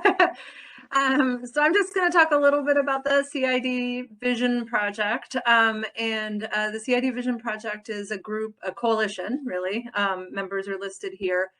A robust coalition from the Chinatown-International District that has been working for the last 4 years in the neighborhood to really address this problem and opportunity that they see. So Chinatown is a historic and culturally rich neighborhood in Seattle South Downtown. The CID has suffered through decades of uneven development and public safety concerns due to public policy decisions, racism embedded in society and systems, and public underinvestment. So the neighborhood came together around what it meant to address this problem, and really it has been a coalition that has worked for the last 4 years to build trust within the community, to create a CID equity toolkit that is an engagement toolkit that's really been driving a lot of the work that we have been doing in the CID, and also we are hoping to better impact the work that other governmental agencies are doing through the work that the CID Vision Group has given us. Right now, they're in the process of creating the scope for their next iteration of this work plan, which will be an action plan or a community plan that will better address the needs and desires of this community. And I would just say that the strongest thing that we continue to hear through this work is the call for community to have self-determination and to be at the table so that when decisions are made, they are a part of that decision-making process. So we've really been very fortunate to have this group of people come together to support us in our efforts to do better in the Chinatown-International District. Next slide. I'm going to call in Nicole, actually, Nicole Kistler, who is my partner at the Department of Neighborhoods, to talk a little bit about the CID workshops. Can I do that? I will make her a presenter. Okay, sorry about that, guys. Or a panelist. Nicole, go ahead. Thank you. I couldn't unmute myself. And I'm trying to start my video, but see if that goes. There we go. So we are presenting 3 community workshops in March, March 9th, 16th, and the 30th. The first workshop, they're each 2 hours, and that came as a request from community to keep them shorter, and why we are also doing 3 workshops instead of 2, which was what we originally envisioned. So we're very actively shaping these with the advice of community. So the first one is really a lot of information sharing and then processing the different options through community values. So through that 100-year vision. The second workshop will be a deep dive on issues raised by community at the first workshop. So community will really have a chance at that workshop to tell us, to tell Sound Transit, and to tell Metro what their concerns are, and what they want to know more about. So there's some things that we've already heard a bit about. You know, there's a lot, there are folks who want to know more about how businesses will be supported. There's also people who want to know more about surrounding SDOT projects, and then also like integration of Union Station. So those are some of the things that we already know are of interest to community, but we're really going to be designing this the deep dives for the second workshop based on what we've heard. So that'll be great. And then the third workshop is really about visioning and intergenerational thinking. So really getting to that, looking at those values, really trying to understand how we could maximize the benefit of light rail for community.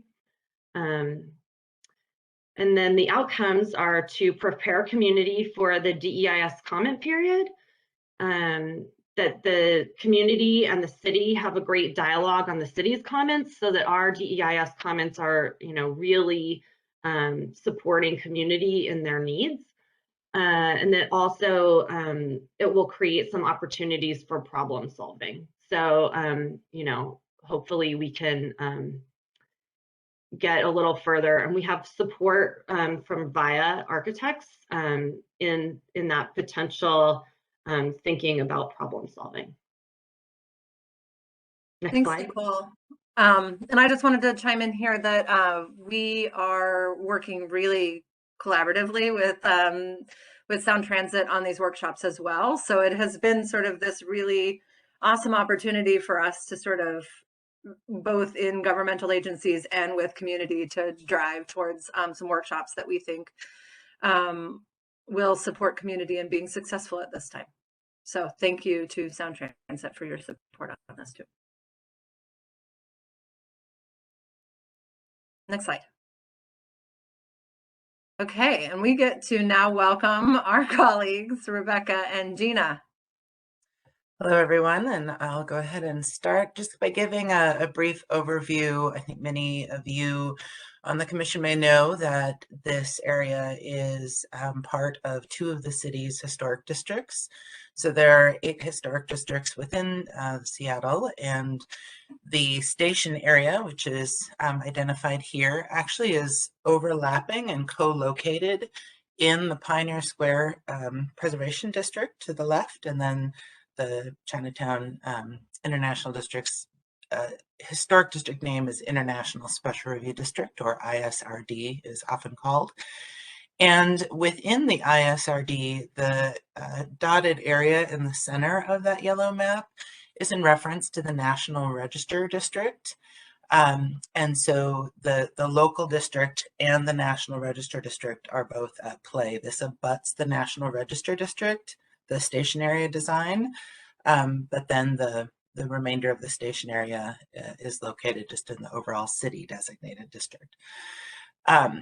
So within the 2 districts, any changes that are proposed to any sites or buildings or public rights of way within the districts require a certificate of approval from the Department of Neighborhoods, and that is issued for alteration, new construction, and anything from landscaping, lighting fixtures, street furnishings, would all be reviewed by the historic review boards, as well as any changes of use that would be necessitated as a result of the project. And there are a handful of criteria that the boards consider when reviewing applications for certificates of approval listed here. There's a chapter for the overlay of the historic districts, chapter 2366 of the Land Use Code. Applies to both districts, and then there are sections, subsections of the code that are specific to each individual district. Each district also has adopted a set of design guidelines for their district, and then has adopted the Secretary of the Interior standards that are from the National Park Service, the Secretary of the Interior. So with that, I'm going to turn it over to Gina Nasham, who'll say a bit more about the board review. Next slide. So on large projects like this, the board usually reviews the project at conceptual, early design, and then as needed through design development.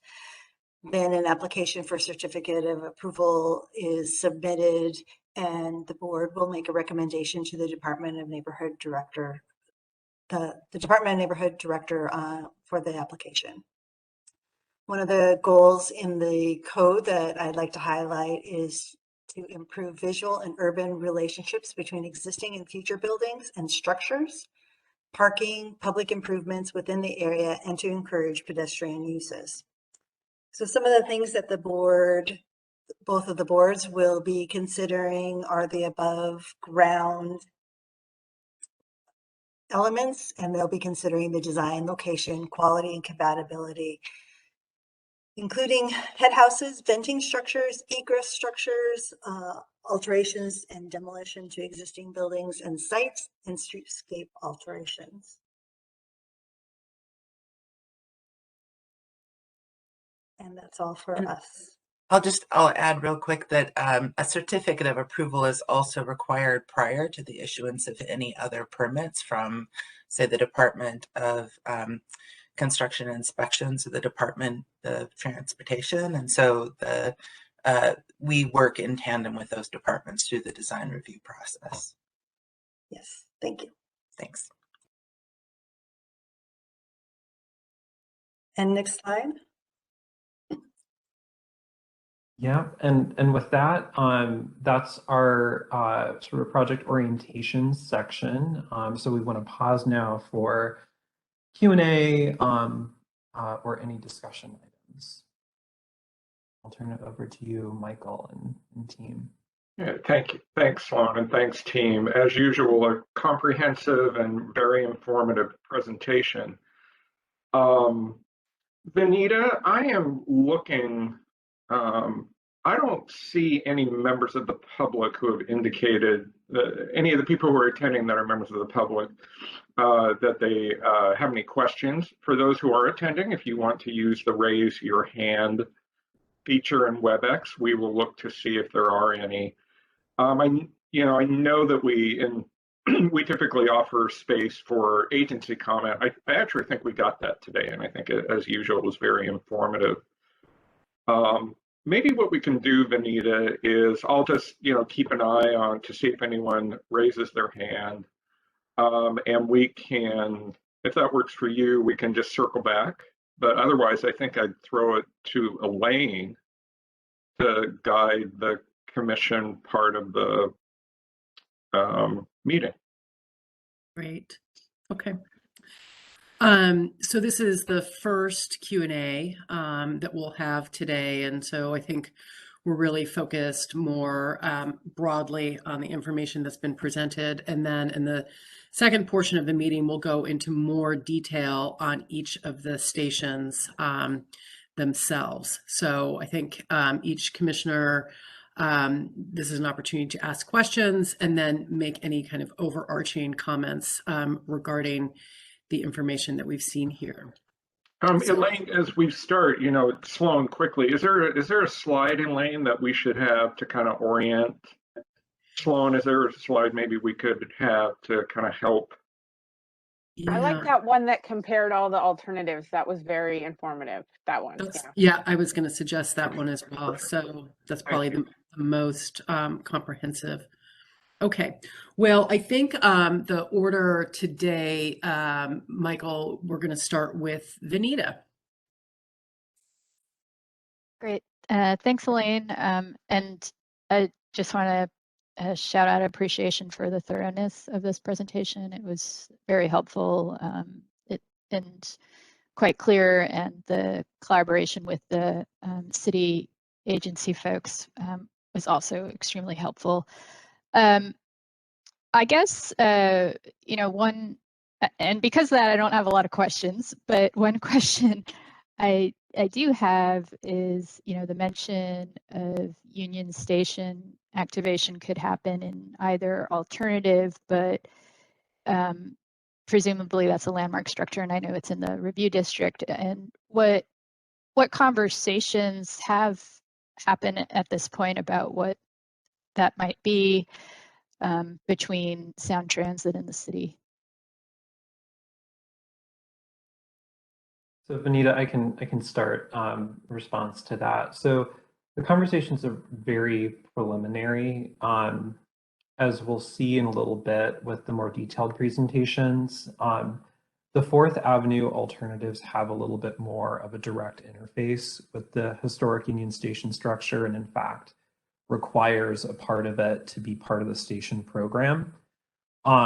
So, you know, in order to deliver the fourth shallow or deep alternatives, there would be that sort of direct transit use of a portion of Union Station.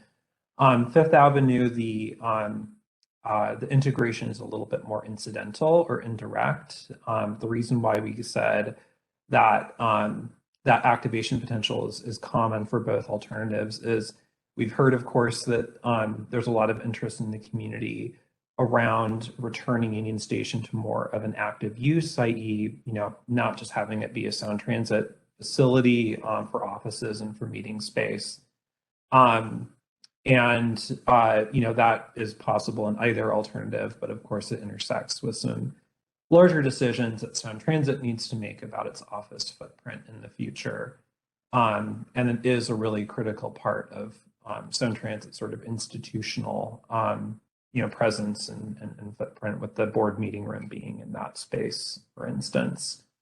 But to date, the conversations have been mostly just, you know, the proposal of the alternatives as they stand and some early coordination with the relevant review bodies that just were also speaking. So a lot more to come based on, you know, which of these alternatives move forward in the final environmental review.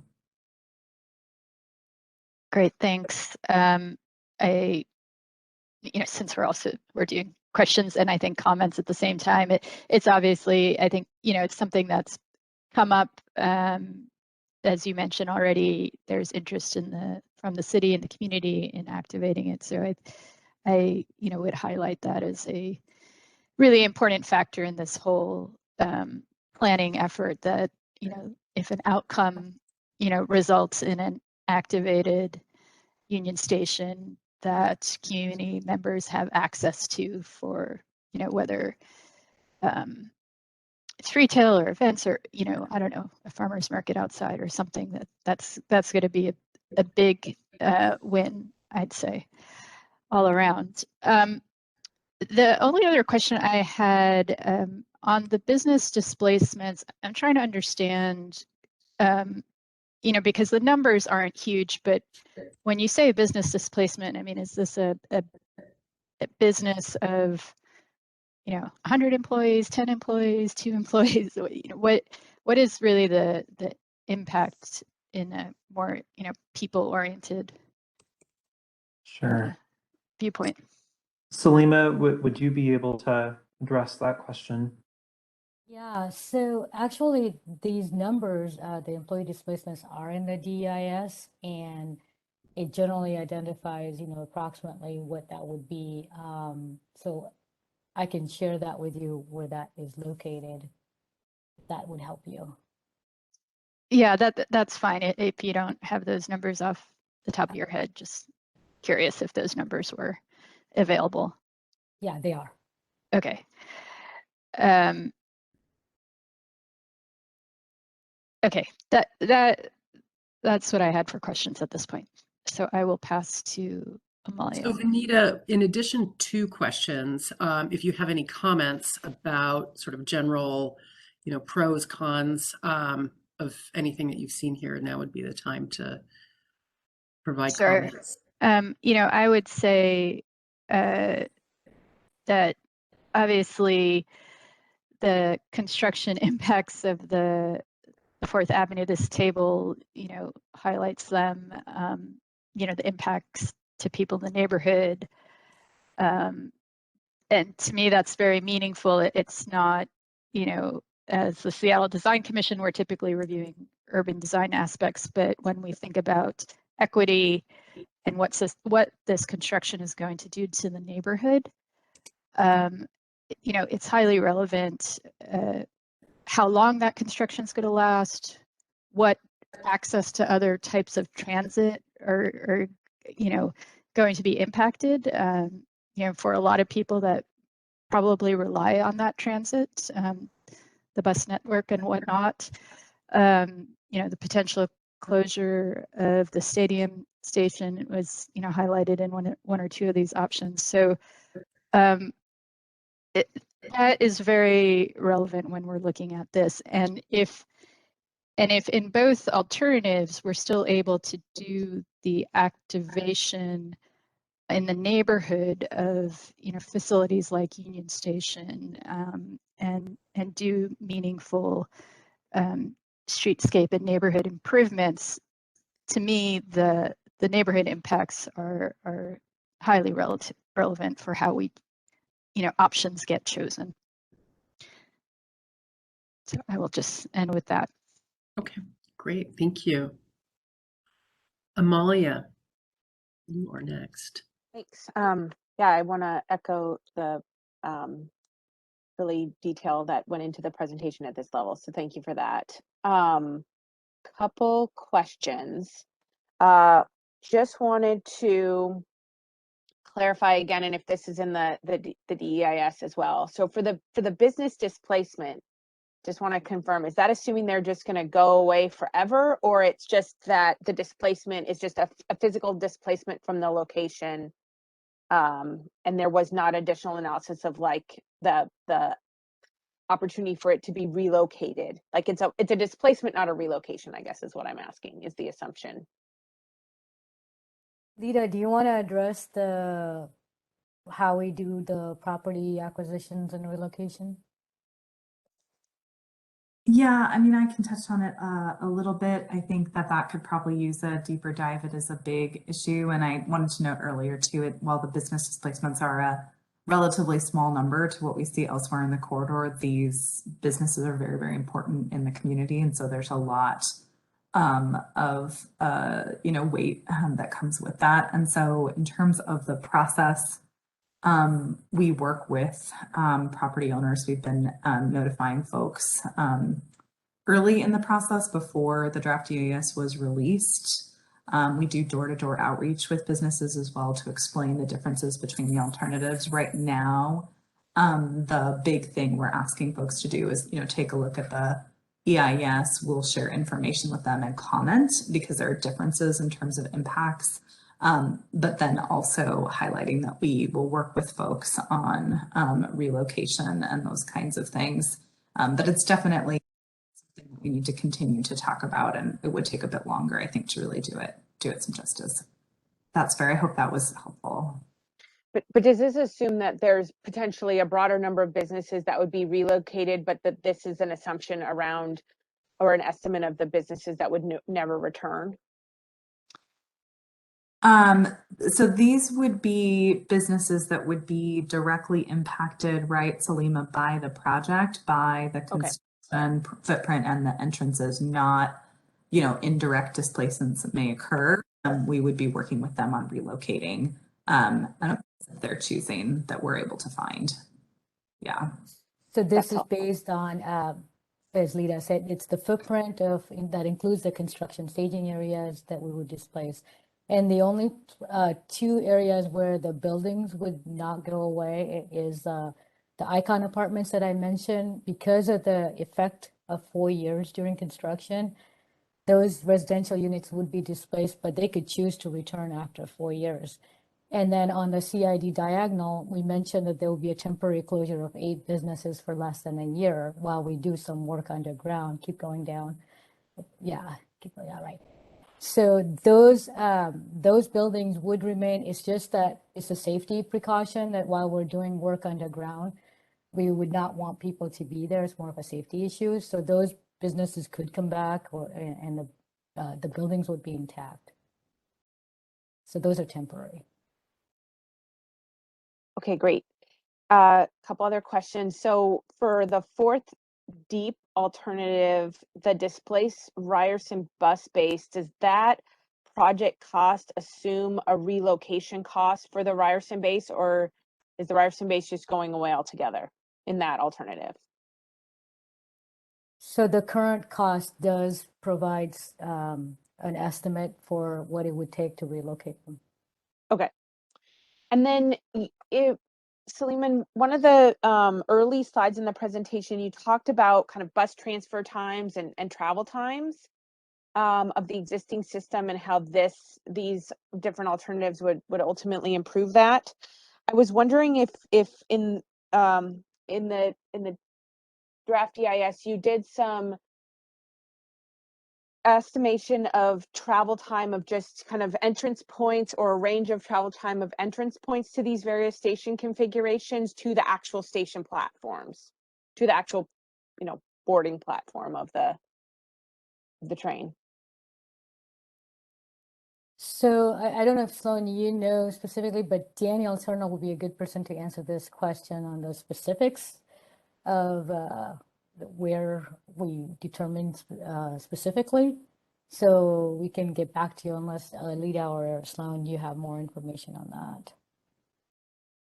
On like actual station. I'm sorry to ask you to repeat yourself, but my audio cut out for a portion of your question. Is it specifically about the ridership, or is it? So there's various access points and traversing that has to happen from street level to actual platform where I'm going to stand and get on the train. Yeah. Did you do some estimation for these various alternatives? What the difference in time is? Actually, between those alternatives. Yeah, so there's some coverage of that actually later in this presentation. Oh, okay, great. So, but yes, we could also, it might be missing a few data points. So it's something that we can sort of follow up on with you. But for instance, the transfer times between the lines are covered in this presentation, or the second half of the presentation. Okay, great. And then I just had a general question. Is there in the community engagement that you've done, is there general feedback that you're getting from the community about elevator only access versus other access, escalators, those sorts of things? So I can. Go ahead. Lita, I was just going to say I can maybe start, and Lita, you can fill in on some more detail specifically from the community. I'd say that personally, I've heard less about from the CID and Pioneer Square community and more sort of general concern about what elevator only access means in terms of capacity as well as potential crowding. During surge events. So it's something that we've certainly heard concern about and interest in. And Lita, if there's more like specifically that you've heard from those in the neighborhoods, you want to? Yeah, so during the alternatives development phase of the project, we're doing quite a bit of outreach. I would say right now, I don't know that that's come up beyond what Sloan sort of mentioned more broadly. There was feedback about just the wanting to have multiple ways to access the stations and maybe just concern about the depth that goes with an elevator only station and feeling like you sort of sense of safety from some folks. So that has come up in the past, and it will be interesting to see if reaffirmed in this engagement period. And then maybe this is a question for the city folks. If this, have you done any sort of evaluation? Are you planning to do any sort of evaluation if one of these options supports more of a mobility hub scenario as far as all of these mixings of modes opportunities at all? This is Vera. I might invite Gabriel to speak to that if you're willing, Gabriel. Sorry, could you repeat the question, please? Yes, I was just curious if the city has or is planning to evaluate these various scenarios or alternative, excuse me, as supporting, you know, this area being a very important mobility transfer hub in the city, and if one scenario supports that better or not. Sorry, one alternative supports that better or not. I think that definitely needs more assessment, but we will definitely be focused on making sure that we're able to decipher which option would be the best for the hub, transportation hub that it is currently, and we want to strengthen that. And there are obviously many areas that we can improve. But yeah, I'd imagine it would be detail level assessment that would have to take place from our end. Does that answer your question, or did I miss the mark? No, I think that it sounds like it's something that is planned to do, but hasn't maybe happened yet, just with all the information available. I don't think I have. Oh, go ahead. One thing, this is Vera. I'll just add that the station design work that we'll show in a little bit, in part is meant to help address or respond to many of the, or some of the community themes that Magda presented earlier.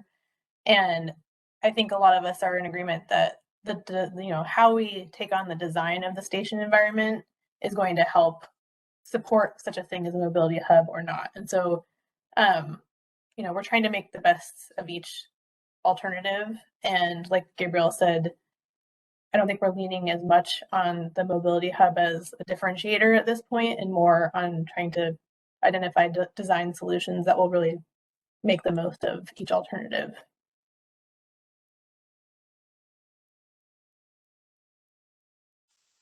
And I don't think I have any other questions, but I guess just in closing, one thing that would also be helpful in a summary like this, or I think maybe in the future as we continue to work on this, is to understand kind of the comparison of footprint of these different alternatives. So, you know, on the surface, how much impact is going to happen? Is it, you know, whether that's in blocks or acres or something like that, so we could get a good, because some of this, the cost is about the depth and less about the surface.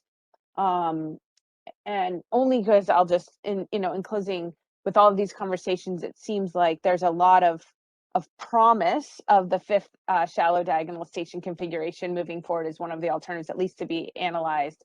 But you know, but that could potentially have a larger footprint, more space constraints on the surface as opposed to the depth.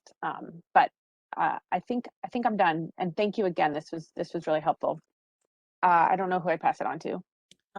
I think I'm next. Yes, thanks, Jill. Jill. Thanks, Elaine. Thanks, Amaya. Could we go back? I think it's part of the city slides. I went kind of fast and I didn't get to read them all. The bullet points about what mattered to the neighborhoods and the local stakeholders and what their goals or values were going forward. This is good right here. Because what I'm looking for, when I see economic development, I'm looking for the idea that if you're someone who's invested or live in this neighborhood, you don't want all these people coming every day and just kind of tromping through it as they're transiting to their own, where they live, but what would encourage people to come out into the neighborhood? And is that kind of meant to be the economic development thing, or where is that something you've heard? And if so, where does that show up?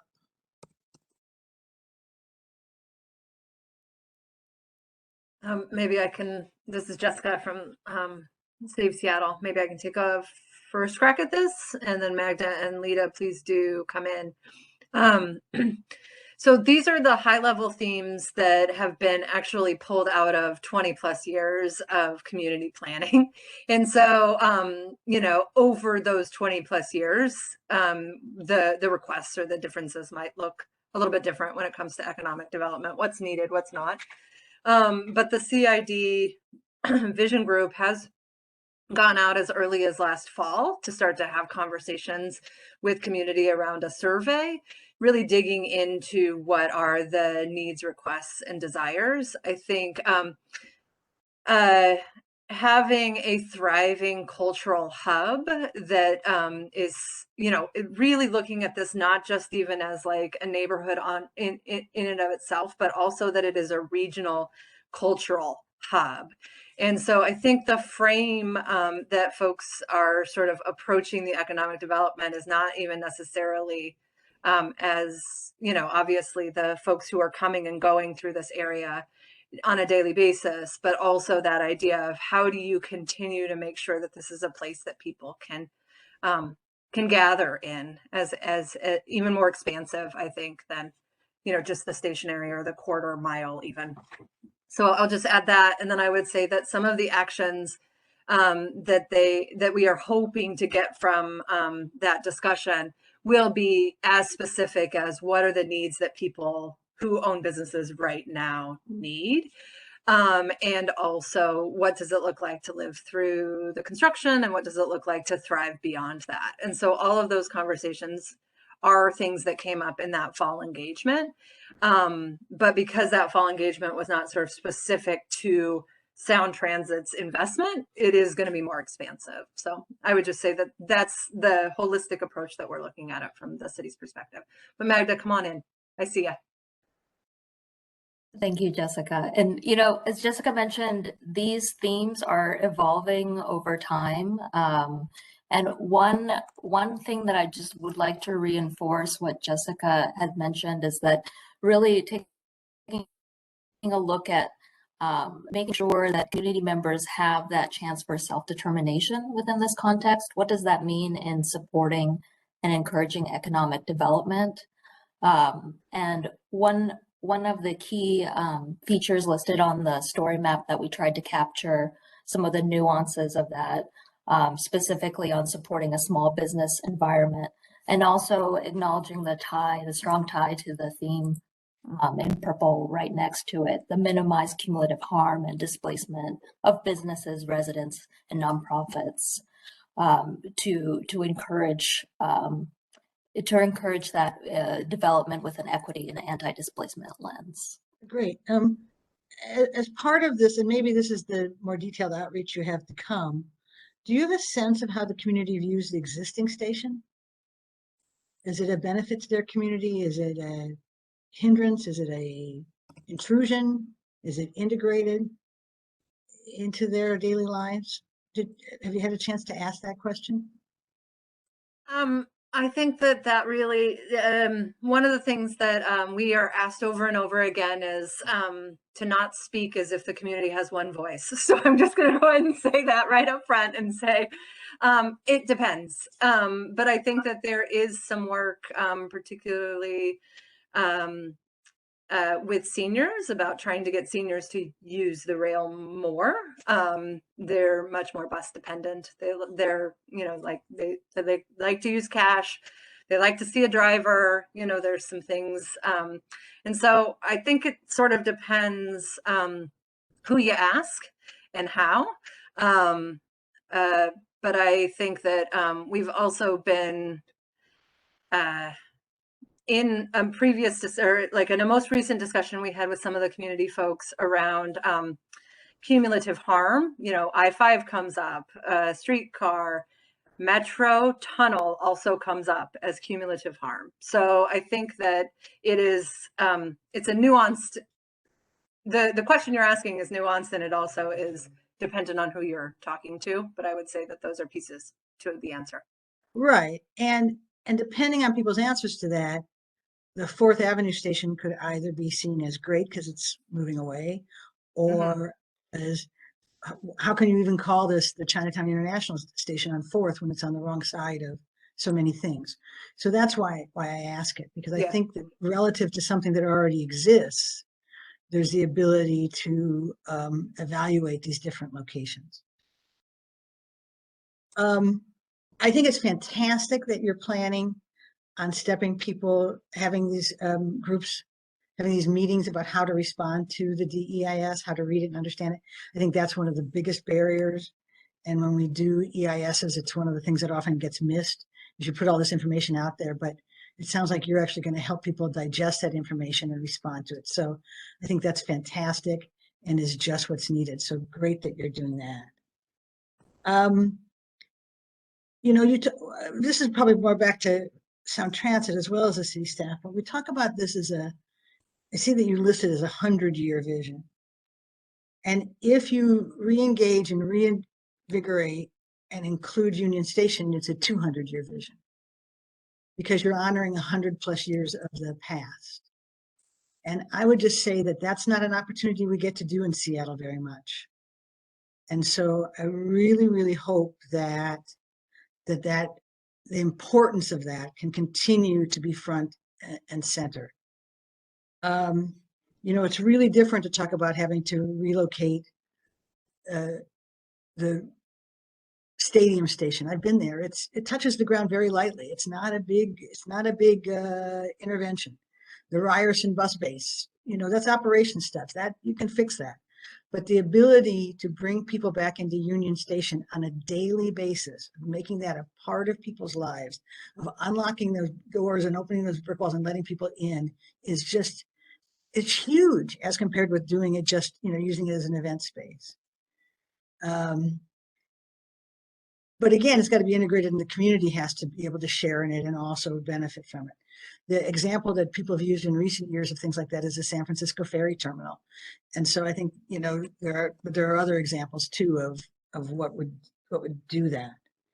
And so I guess the question I have is, are there mixes and matches above and below ground? Isn't there a way to say that, you know, bringing Union Station back to life as a part of our civic life is a value, and it doesn't matter if we're diagonally underneath it or adjacent to it or whatever, we're going to find a way to make that work. So are we going to see in what's coming up some of that mixing and matching and some of that how things underground can be incorporated both, not just vertically, but horizontally as well? So Jill, yes, the slides that we're going to launch into next address that pretty directly. Great. I'm assuming, Sloan, it's going to be similar to the conversation we had about Westlake, about, you know, you can be a block away, but you can still connect. So I'm really looking forward.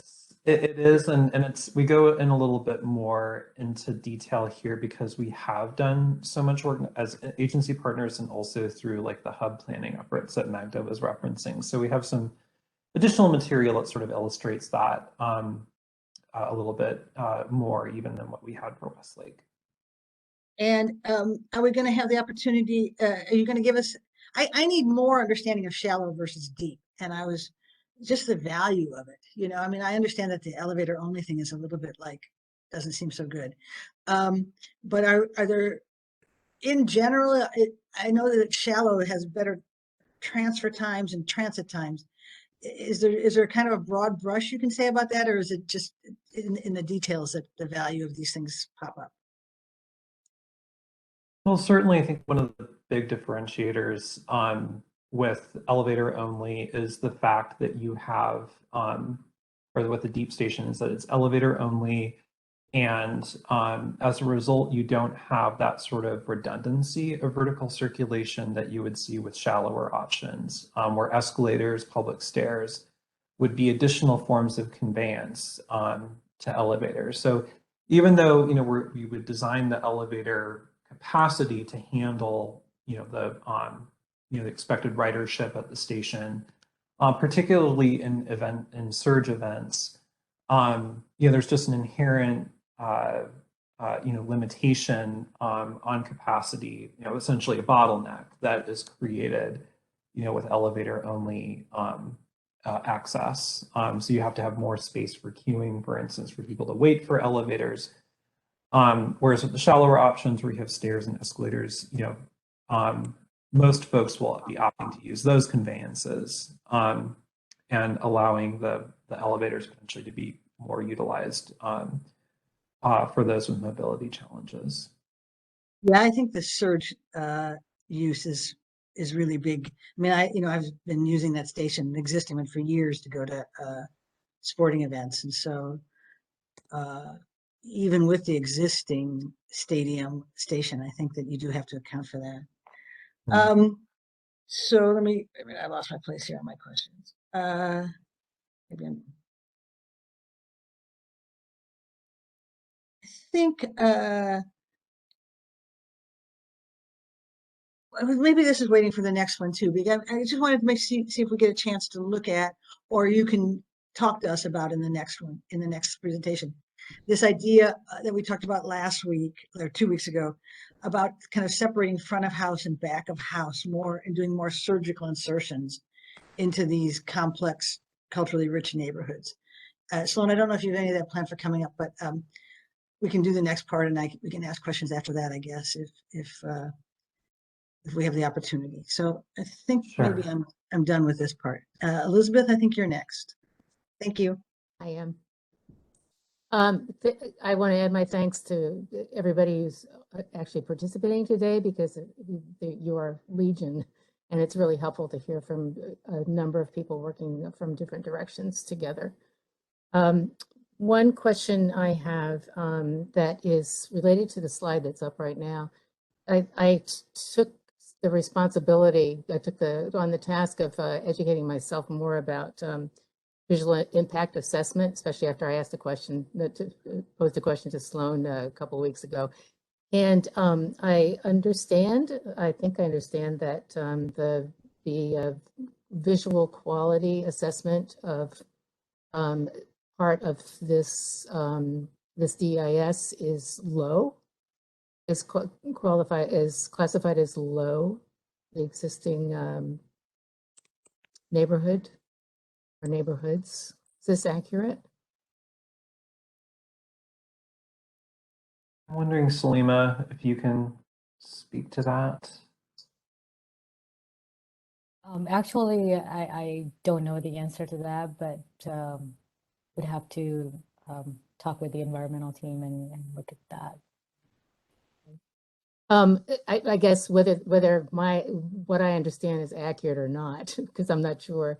I'm wondering if why it doesn't show up on this this slide, because it seems like it is a significant part of a DIS.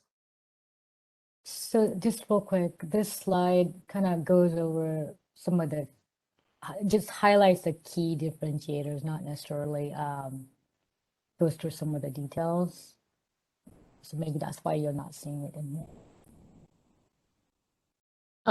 This actually leads to a question I have later. You actually talked about a re-engagement period, and I'm assuming that's re-engagement with the community. Can you say a little more about what that involves? It might be different, or piggybacking onto what's already been done.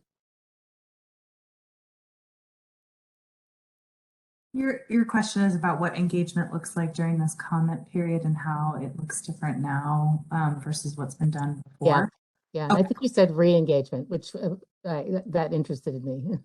Oh yeah, well, I guess so we've been engaging in the community since early 2018, and Jessica, please jump in at any point as well to add on.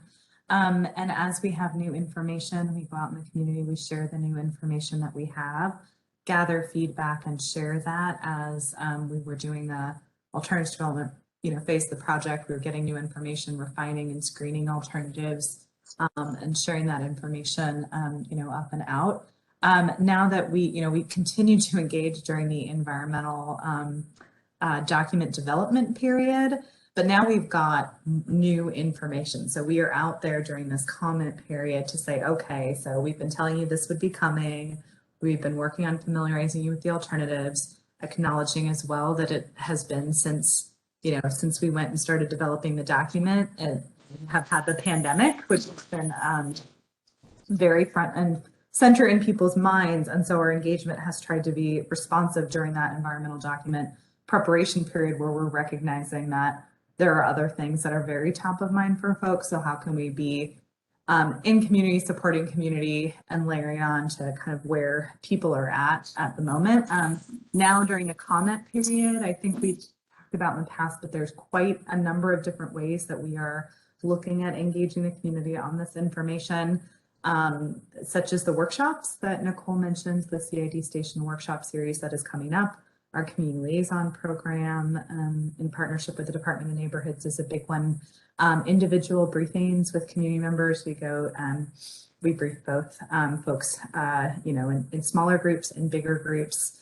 We have, of course, our open houses that are our draft EIS meetings that are coming up. So there's just a whole variety of ways that we're doing engagement during this comment period. And so while we have a lot of past feedback we've gotten from the alternative development phase of this project, and then just more broadly, I mean, I think Jessica and I have been talking, we're hearing from community about things all the time, about concerns that are related to projects more generally that are happening around them, projects happening to community and not with community. I mean, these are themes, ideas, the red outcomes have evolved in this phase. I think Nicole was mentioning this, or others that, hearing about not just limiting harmful impacts, but how do you actually look at opportunities to repair past harm as we are building new infrastructure. So, these are just thoughts that hopefully may be helpful. And we're interested to see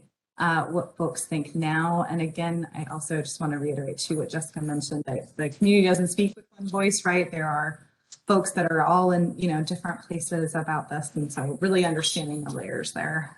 Jessica, do you want to add anything? No, I was just going to reiterate the racial equity toolkit piece that you added at the end.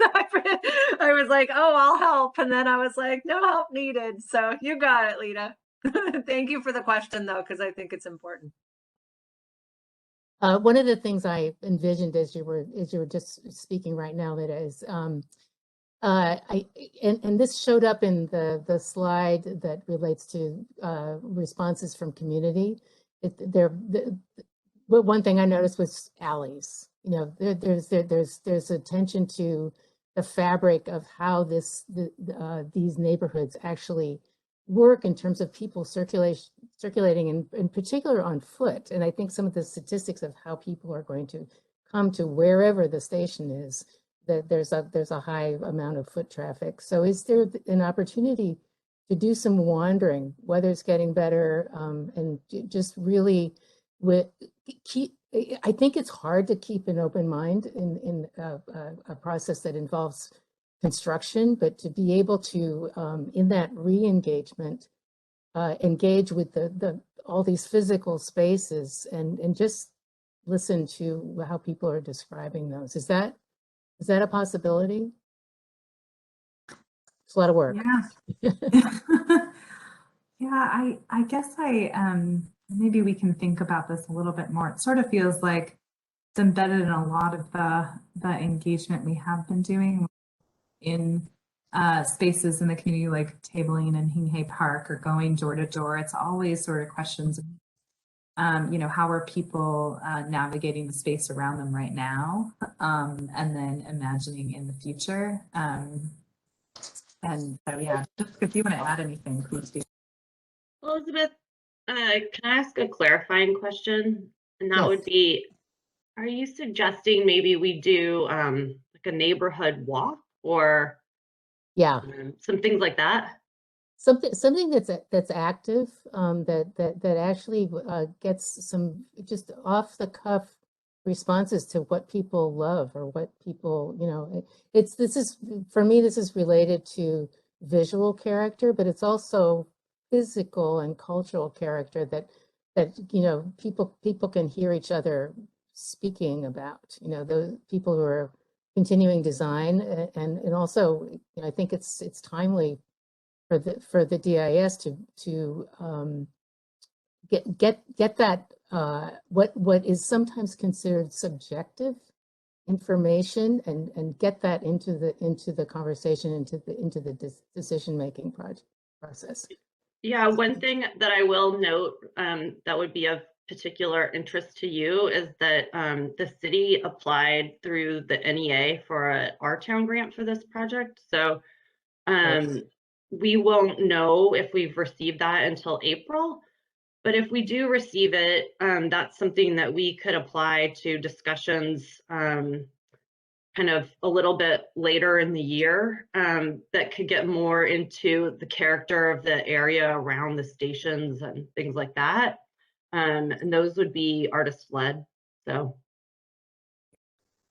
Well, I think it'd be good to have something as the decisions are made about alternatives. Yeah. Well, the other thing that's helpful, thank you, Nicole, for asking the clarifying question. Things we have talked about doing. So when we are doing our in-person draft EIS meeting, will be at Union Station. And so one aspect of that, it's perfectly situated to be able to kind of go and take a look at the different station locations. So that's something we've talked about. It'll be all day. And we've also talked in the past with community members about the opportunity. Jessica was mentioning too about seniors and access and comfort with the light rail system. So that's an ongoing conversation we've been having about kind of getting out on the ground and seeing the different locations, and then also experiencing light rail as sort of just an ongoing engagement approach, especially, there's now during the draft EIS comment period where it's all about get your comment in and make sure it's in there. But then as we partner with the city on, more station planning and expanding that work, going out and doing a tour of light rail, taking light rail, checking out other stations and having them both experience how to use the system, point out what they like about how some stations work, for example, and having our planning folks with us to kind of embed that into design potentially. Those are just conversations we've had. Yeah, thank you. That's really helpful. I'm hoping that kind of information can actually inform decision making about what and where. And I realize it's a lot. A question that came to my mind, and especially looking at this particular project, this particular set of circumstances, how do you define a station? How would a community define a station? What is that thing? Yes, there's a functional reason to be, for getting in and out of, vehicles, light rail. What else is a station? That is a very profound philosophical question, I guess, Elizabeth. We, in our a couple of presentations ago, we gave some sort of more programmatic orientation to at least how Sound Transit thinks about how our stations function in communities, more than just it's the nuts and bolts of we have to build something that conveys high capacity transit vehicles, but how do we sort of adapt it, fit it into the established patterns, bring added benefits like great public spaces, or TOD, or partner with others on those things. So I think that, in this particular context, we have a somewhat unique set of circumstances, you pointed out, given that it's a transfer hub between the light rail lines. It's also a transfer hub between multiple forms of transit at different scales, like city, regional, neighborhood scale. And there was a comment by in one of the workshops that we've had on the station area that was really insightful about, it's this sort of, it's a hub, but it's also a seam in the fabric of communities. And the seam prevents it from being able to truly function as a hub. And so the project has an opportunity and also a challenge, a burden to help this function better as a hub. And you'll see it in the coming slides. We have, and Vera was alluding to this in the earlier response to the question about mobility hubs. Either alternative has to do this, but how it does it is slightly different. And we're at the stage where we have ideas on how that could function, but we really have to engage more deeply with communities, as we sort of iterate through these ideas. To really, answer that question within the context of these neighborhoods around this particular hub. I don't know if that helps. I don't know that there's an answer to your question, I guess, yet, but a lot of thinking that we've done in partnership with our agency partners and with community members, but we're all still making sense of it. Hi, everyone. This is Michael. I just wanted to do a quick time check. We're at 10:30 and we have everyone until noon. So I just wanted to make sure that in my role as timekeeper that I make sure that I remind everyone that we're at the halfway point. And I'll go ahead and mute. Thank you for that, Sloan. I misunderstood initially what you said. You said seam, which I think is accurate, but I also heard scene. And I started to think about what kinds of activities happen around a station. With that misunderstanding, which was kind of rich, I'm going to pass it on to I did actually say seam, this idea of a seam, but it's really specifically, couched in this physical context with like the rail lines in 4th Avenue and how historically the two King Street Station, Union Station were sort of competitors. So, but also,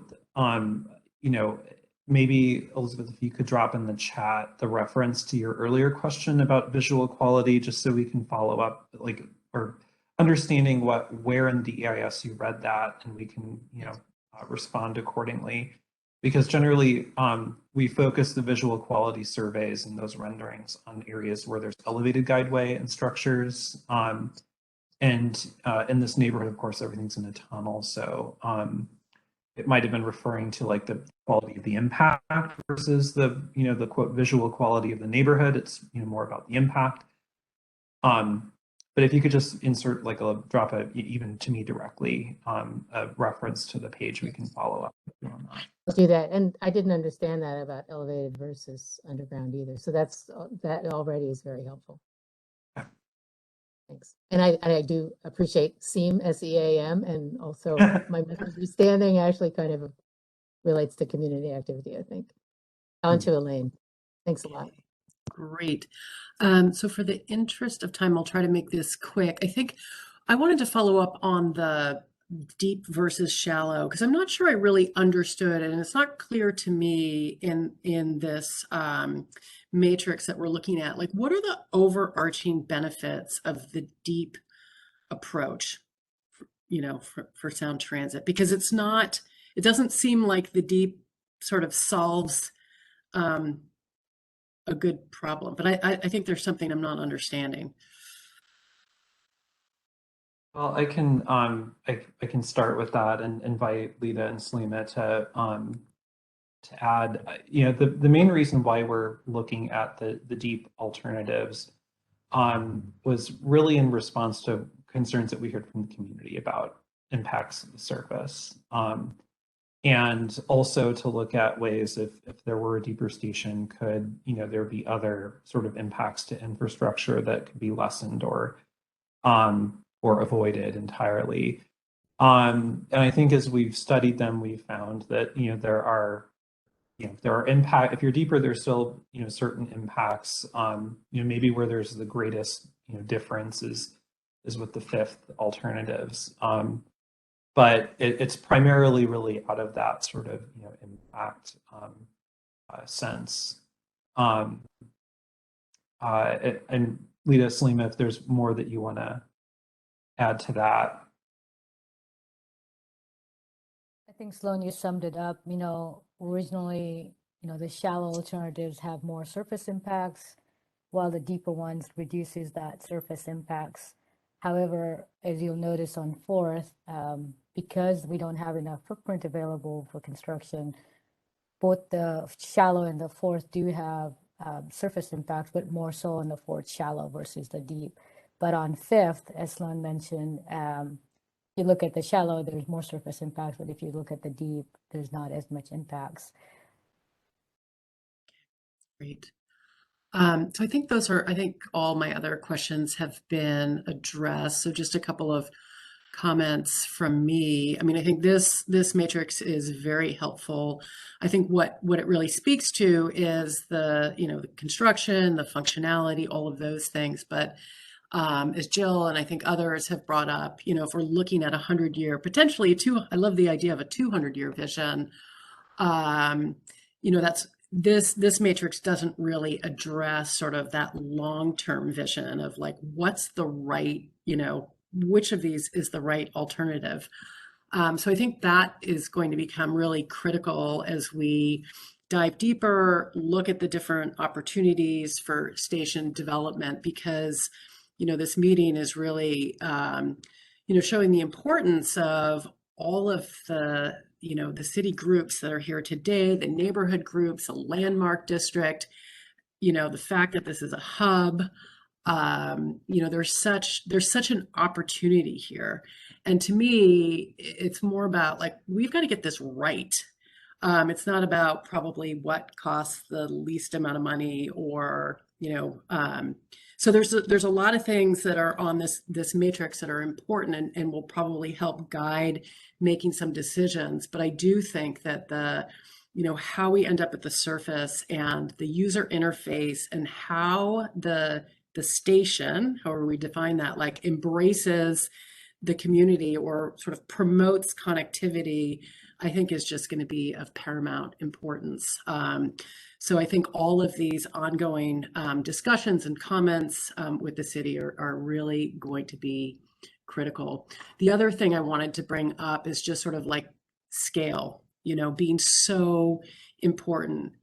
Elizabeth was talking about alleys. I used to give tours for the Seattle Architecture Foundation, and we walked down a lot of alleys in the International District, and those are considered of importance. There are businesses that are off of these alleys, and I just sort of think about some of this major infrastructure, you know, could become a hub, it could become a benefit to the community, could also block and sort of become a visual impediment to the community. So I know in some of our prior discussions about 130th Street Station is like, we've got this kit of parts, we've got these big infrastructure projects, and I think how we think about scale and that interaction with the community will be super important in the future. So those are all of my comments, and I know we need to get going on the next part of this, and there's a lot of information we're going to be reviewing. So I'll turn it back over to Sound Transit. Thank you. All right, great. Thank you for that. So I think with that, let's go ahead and dive in, because a lot of the questions and the comments, including you know, Elaine's comments just now, are if not, you know, directly addressed in the following material. Certainly touched upon, and so I think there'll be good opportunities for additional conversation. I'm going to start by you know, quickly just reorienting folks. You know, we're studying two sets of alternatives under 4th Avenue and 5th Avenue, shallow deep configurations. This just shows the map of which of those station locations connect to which routes, going down south to this Soto segment and up north into the downtown segment.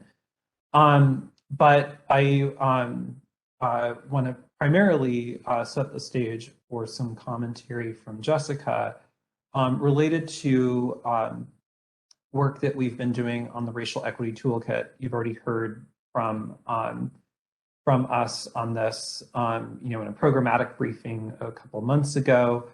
But the CID is really one of the major focus areas, really, you know, the original sort of focus area of our RET collaborative partnership. And so I'm going to ask Jessica to ground us in some of the outcomes related to the RET that have sort of infused itself into our thinking on the station area. Jessica. Yeah, thanks, Sloan. So these are the 3 CID specific RET outcomes.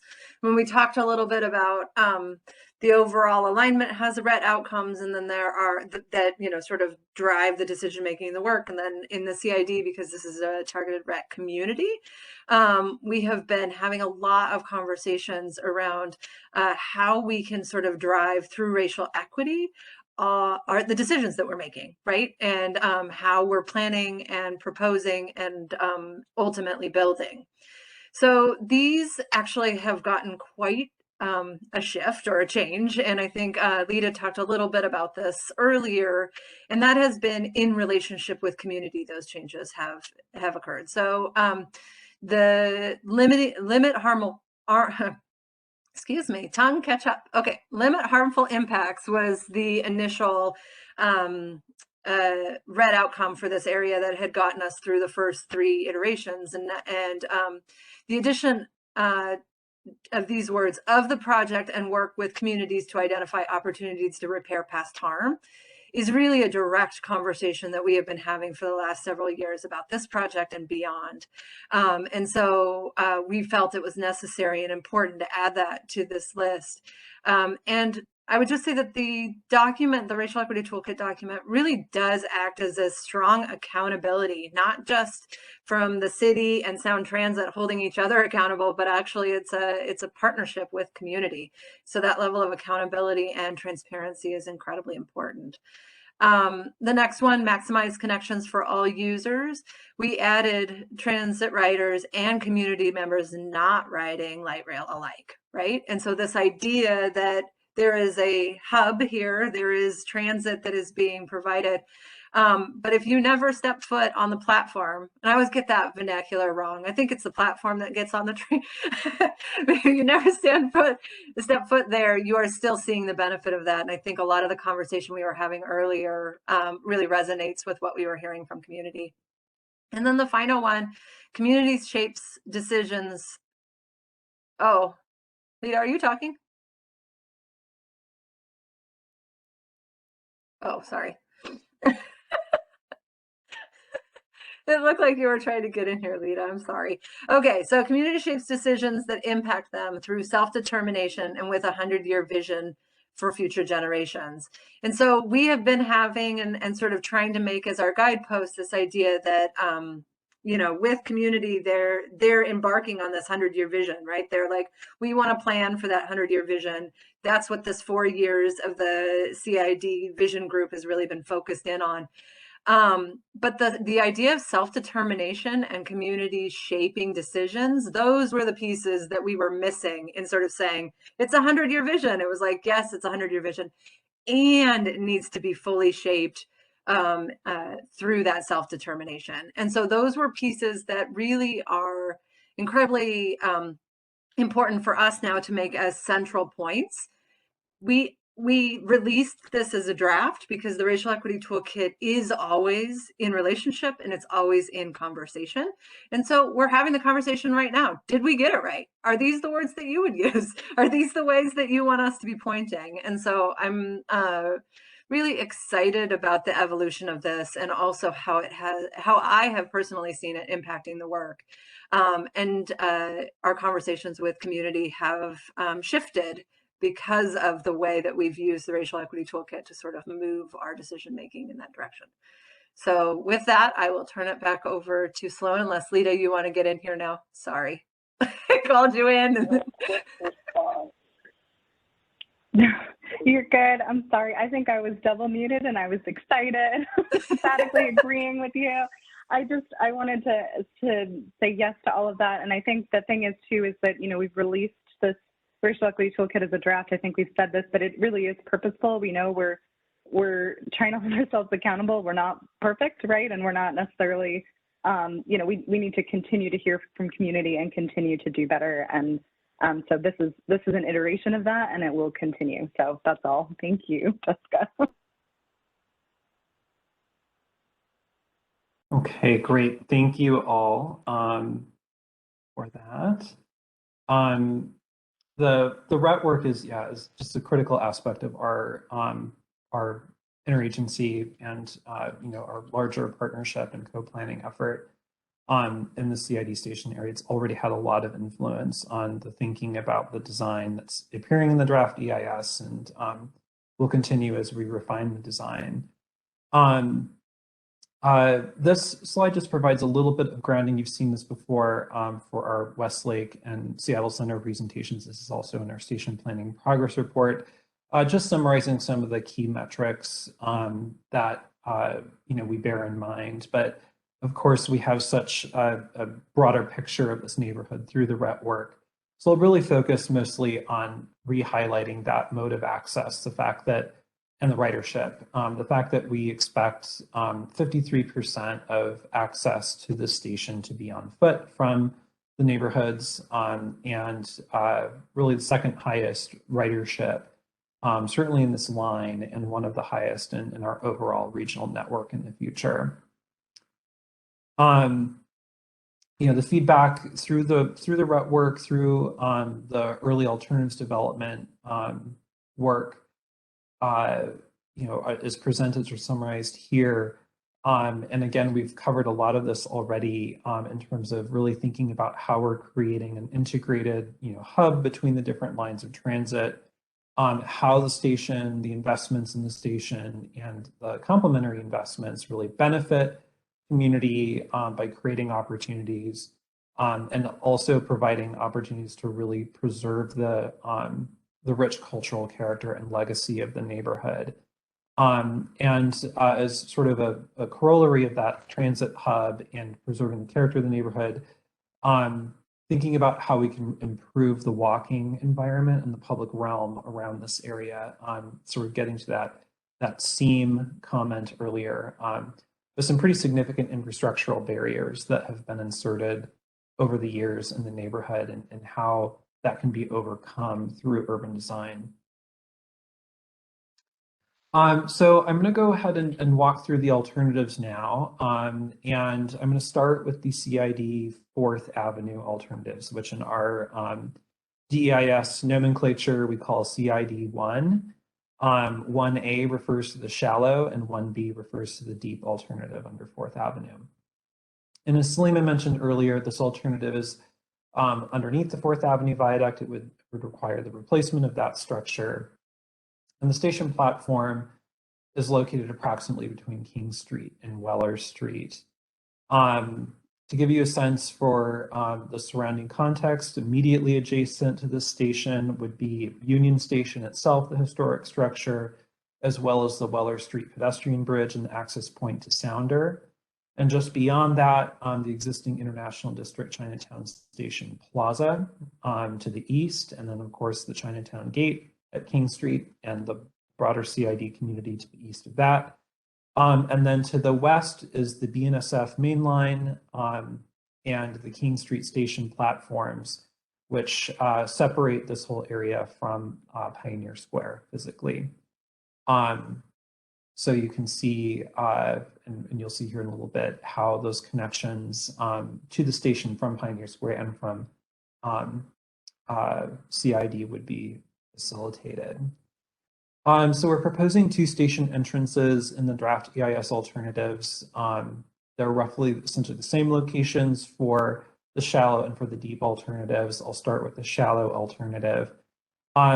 So this would utilize the existing concourse of Union Station. It's that shorter building that's just to the south of the main Union Station structure for the station entrance, which would feature the vertical circulation combination of elevators, escalators, and stairs, down to a concourse level beneath the historic concourse. So there's the actual station concourse, it would be beneath the historic concourse, and the historic concourse of Union Station would be effectively the head house. That would connect to vertical circulation down to the platform underneath 4th Avenue. There's also station entrances that are proposed for the west side of 4th Avenue, sort of straddling Weller Street, providing that direct access to the Weller Street pedestrian bridge, and that's indicated here with the pink arrows on the plan. As we look to the section at left, this is actually a little bit of a staggered section because we're showing the cut of the section line through the Union Station concourse building, which is of course perpendicular to the existing station platforms at IDS Station. And then the West Station entrance is a little bit farther south of that at Weller Street. We're just doing this to give an illustration of those relationships in section. The depth of the station is about 80 feet, as we noted earlier. compared to the existing IDS, which is about 30. So this sort of zooms in a little bit more and gives you a sense of the context around the station entrance. So you can see here the new station entrance in the old Union Station concourse, the Weller Street entrance that would just be to the south of it, and the fact that it's directly attached to Union Station here. The station platform would be here 80 feet below the 4th Avenue South Viaduct and right next to the BNSF main line and the Sounder line. And then on the right side of the graphic would be the existing IDS station with the southbound head house directly connected via a below grade concourse and passageway between the new station and the existing southbound platform. And then the northbound platform that would require circulation up to grade and over to access. This illustrates the transfer pathway between the lines and the approximate time. I'll walk through each node so you can understand the pattern of movement here. The new station would be a center platform station, so it would accommodate trains operating in both directions, so towards Ballard, coming from the south to north, and towards Tacoma, coming from south to the north. Coming from the north to the south, so towards Tacoma. And there would be a common vertical circulation up from the platform to a lower concourse or mezzanine that would feature additional vertical circulation up to the upper concourse that would be essentially right below the 4th Avenue Viaduct, roughly at the same grade as the freight trains and BNSF main line. From there, you would walk laterally to the east underneath the Union Station concourse and have the option to essentially walk directly onto the southbound existing station platform, which serves West Seattle and Redmond, so southbound destinations, or circulate up. This is assuming sort of within the existing established fare paid zone. You would circulate up using the existing vertical circulation at that head house and walk over and drop down to access trains going in the direction of Everett and Mariner. So this shows the approximate time for each of those movements that's estimated just based on the existing design parameters and certain assumptions about average walking time and vertical circulation time. So about 1 minute, a little bit over 1 minute from the platform to the upper concourse, about 30 seconds to traverse the concourse over to the southbound existing IDS platform. And from that upper concourse to the northbound existing platform, about 2 minutes and 40 seconds, accounting for the additional vertical circulation time. So as we look at the net effect of that, if you're transferring from either Tacoma or Ballard to Redmond, it's about 2 minutes and 20 seconds of transfer time. From Tacoma, Ballard to Everett, it's about 4 minutes of transfer time. So now we're going to look at the deep station alternative under 4th Avenue. The essential configuration at grade and the location of the station entrances and the functioning of the upper concourse are the same with the deep alternative as with the shallow. The main difference is the fact that it's elevator-only access down to the platform. So you would have a large bank of elevators essentially underneath the 4th Avenue Bridge that would allow passengers to access down to actually not even just the platform, it's to a lower concourse before getting to the platform. And that configuration has a lot to do with, or is informed by fire access, emergency egress needs. This station would be 190 feet deep, so it's 110 feet deeper than the shallow alternative that we were just looking at. This just sort of, again, zooms in at that with the view of the city and the context beyond. Similar essential configuration again. Main differentiator, deeper station, elevator only access to the lower concourse. And that difference is really seen in the transfer time, which with that elevator only access adds greater than a minute, nearly a minute and a half onto these transfer times. So from Tacoma or Ballard to Redmond would be a 3-minute 40-second transfer time. For Tacoma Ballard to Everett, 5 minutes and 20 seconds. And that pathway is illustrated here, where there would be escalator, stair, elevator up to a lower concourse, and then those banks of elevators that would take you up to the upper concourse level here. And then a similar movement as we saw with the shallow 4th Avenue alternative. So now that you have an understanding of the sort of configuration differences between these two alternatives, we're now going to take a look at how the alternatives interface with the urban fabric, and particularly with some of the systems of access and circulation around the station. So this first slide is getting into taking transit to the station. I'll point out a few things. Of course, the station entrance on the west side of 4th Avenue South would be located right next to the Sounder principal access point on the Weller Street pedestrian bridge. And also would connect, as we just saw, to the existing IDS station and light rail service on those lines using that station. But this is also pointing out the other forms of mobility operating in the station area of transit mobility, including King County Metro bus service, paratransit, as well as the Seattle streetcar. So I think I've noted in previous presentations, the network that we're planning for buses with King County Metro in the future is a somewhat different looking network than what we have now.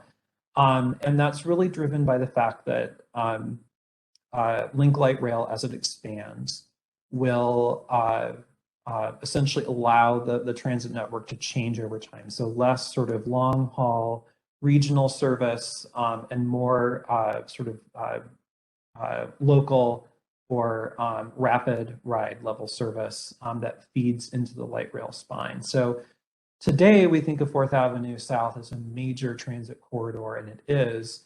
But in the future, that transit use, once West Seattle Ballard and other link extensions are online, will look different and feel different. There'll still be service operating, but that service is mostly going to be connecting to points south like Georgetown and South Park versus the larger regional routes, as well as eastbound and westbound bus service that would be stopping on Jackson Street, that would be connecting further up the hill to Little Saigon, to the CD, or Central District rather, and Beacon Hill and Rainier Valley.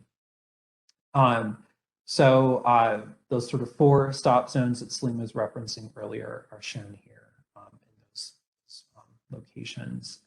The Seattle streetcar stop would be remaining where it is on Jackson Street, just east of 5th Avenue. And paratransit would be on 5th Avenue South on the west side of the street, with a direct connection to either of the existing station entrances or the Union Station concourse entrance. This provides a little bit more detail on the pathway and timing to access those connecting services. And this sort of comes from the evaluation that we did with the Racial Equity Toolkit, particularly to that point about connections. So thinking about connections for transit users as well as the broader community. And you'll see some of the thinking about community connections in a couple of slides. But some of the main points that we want to highlight from that evaluation, the 4th Avenue station alternatives with their entrance locations currently situated would be farther from the First Hill streetcar. So a little bit over a minute and a half of walking time to get to that when you take into account traffic lights and crossings. It would also be a bit farther from bus routes serving Yesler Terrace, Central District, Little Saigon points east as well. But it is quite close to the routes that are serving South Park and Georgetown in the future. So this is sort of showing, if you're going northbound, you'd probably be choosing to use that Union Station concourse entrance, or the southbound service using the Weller Street western entrance to connect to those bus services. There's also, as noted, a very close and really immediate connection to the Sounder platform, but we do expect that a lot of demand for transferring between Sounder and Link will probably be actually between Sounder and the existing IDS station in the future, given the fact that South Sounder and the new station, which will be served between connecting Tacoma and Ballard together, that those might essentially have parallel markets. So looking now at walking and biking to the station on 4th Avenue, one thing that's really important to point out, the reconstruction of the viaduct provides an opportunity to rethink the cross-section of that viaduct. And the existing design assumes, for instance, that any reconstructed viaduct would improve and sort of widen the pedestrian realm on it. And that's really necessary to accommodate these station entrances and just provide more capacity for folks accessing this West Station entrance. In terms of the bike network, it's largely already established. So there's the protected bike lane on 2nd Avenue South, extension south, that transitions to 5th Avenue via Main Street and then ultimately to King Street. There's some additional facilities planned in the future on really all of the avenues here. And we've proposed a couple of bicycle parking locations in the draft EIS design. One that would be on the west side of the Sounder and Amtrak King Street Station platforms. So really sort of more oriented to Pioneer Square, and another that would be essentially in the International District Chinatown Station Plaza, sort of oriented towards that network coming from downtown and then over to Little Saigon and on up to Beacon Hill.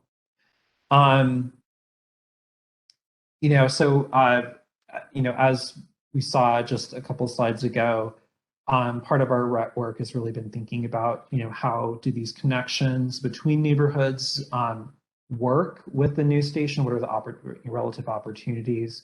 And so this is starting to illustrate what those pathways and what those opportunities might look like, and some of the key factors to pull out, from this.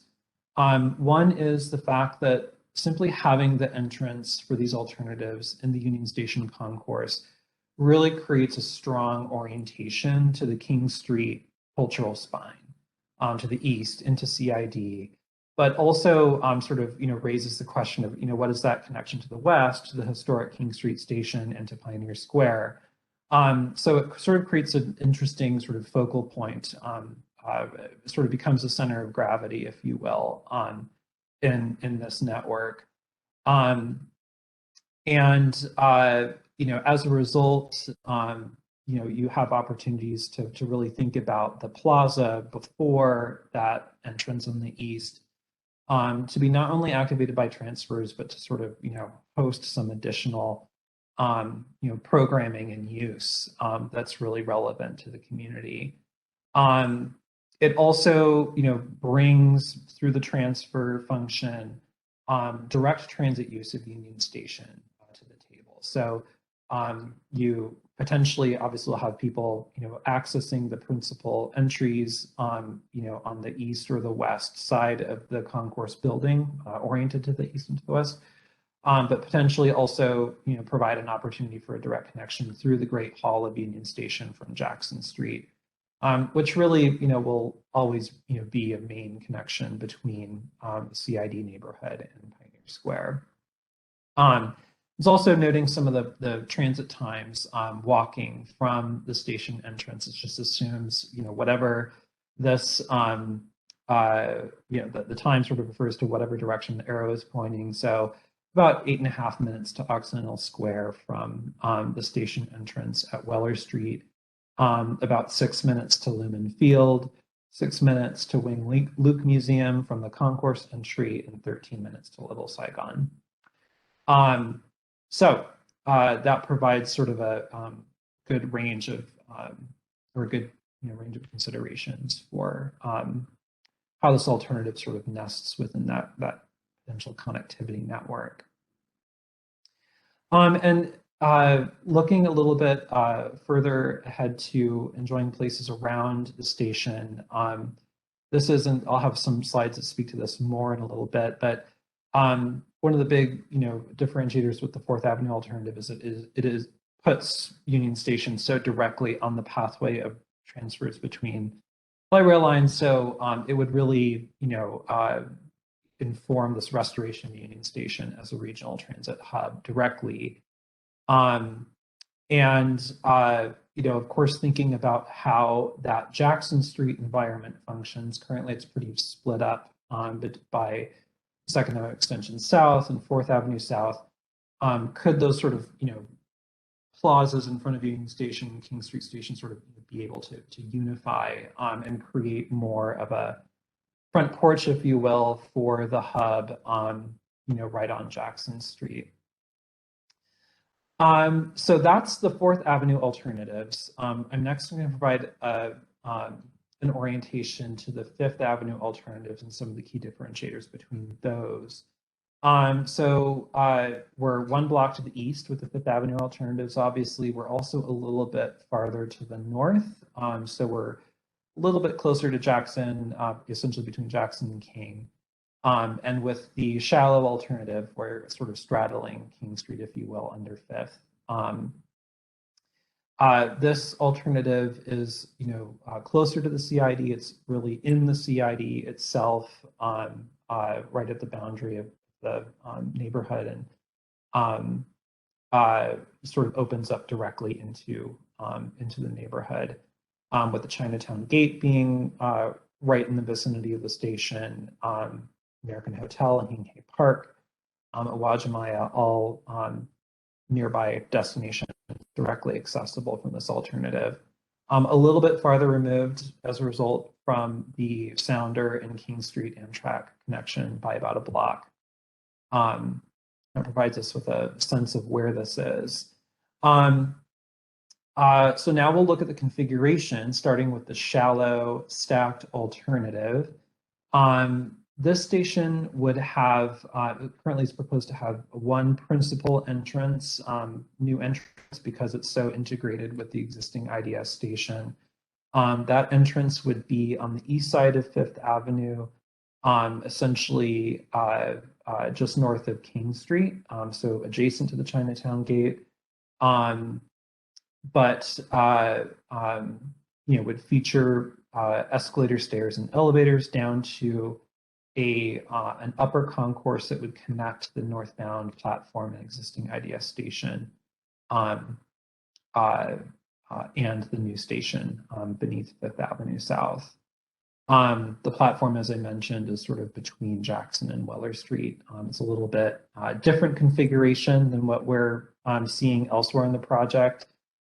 It's a stacked configuration that's really to keep the footprint of the station box within the 5th Avenue right-of-way. So that results in the northbound station platform sitting above the southbound station platform. So as Selima mentioned, this is about 45 to 50 feet deep, and the lower platform is about 90 feet below grade. And this just gives a little bit more of a sense for where we are. So you can see 5th Avenue here sort of in the center of the section, and some of the cityscape view beyond. West is to the left, so you can see Union Station here, and to the right is the King Street corridor leading into Chinatown International District. You can also see the station entrance here in the relationship to the platforms, with the Tacoma bound line down here and the Ballard line above it, and vertical circulation connecting the platforms up to an upper concourse. This is showing the transfer times between those platforms and the existing station platforms. So you can see here that proximity between the new and the existing station shows up with a very quick transfer time.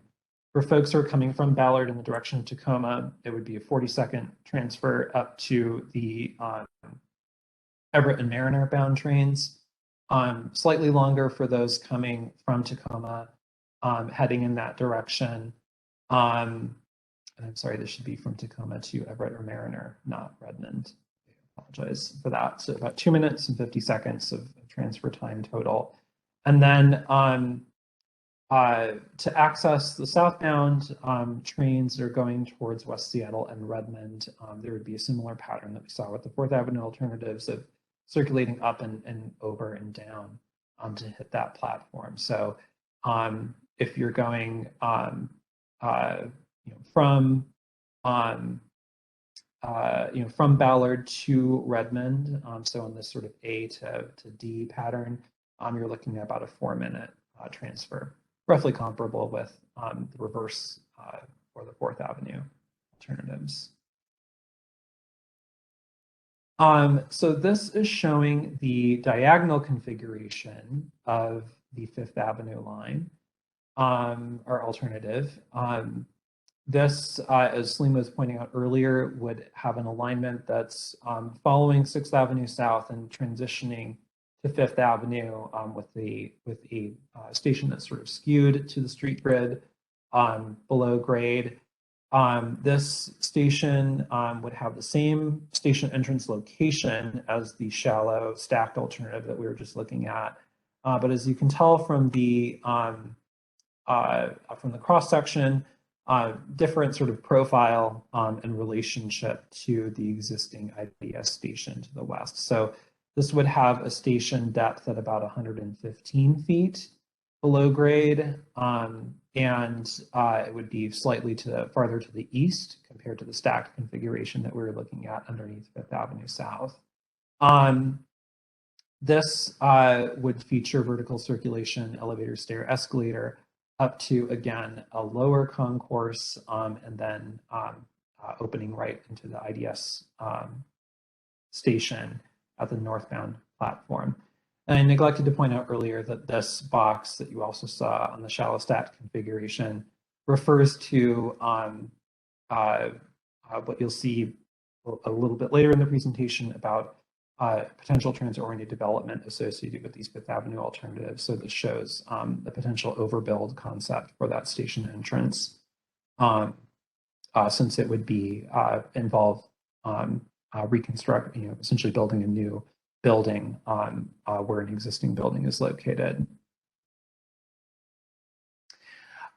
This is showing the transfer pattern between the new station and the existing lines. This has a center platform configuration, so there's a common circulation pattern regardless if you're coming from Tacoma or Ballard, up to a lower concourse with vertical circulation up to an upper concourse movement, essentially lateral movement under 5th Avenue to the existing IDS station.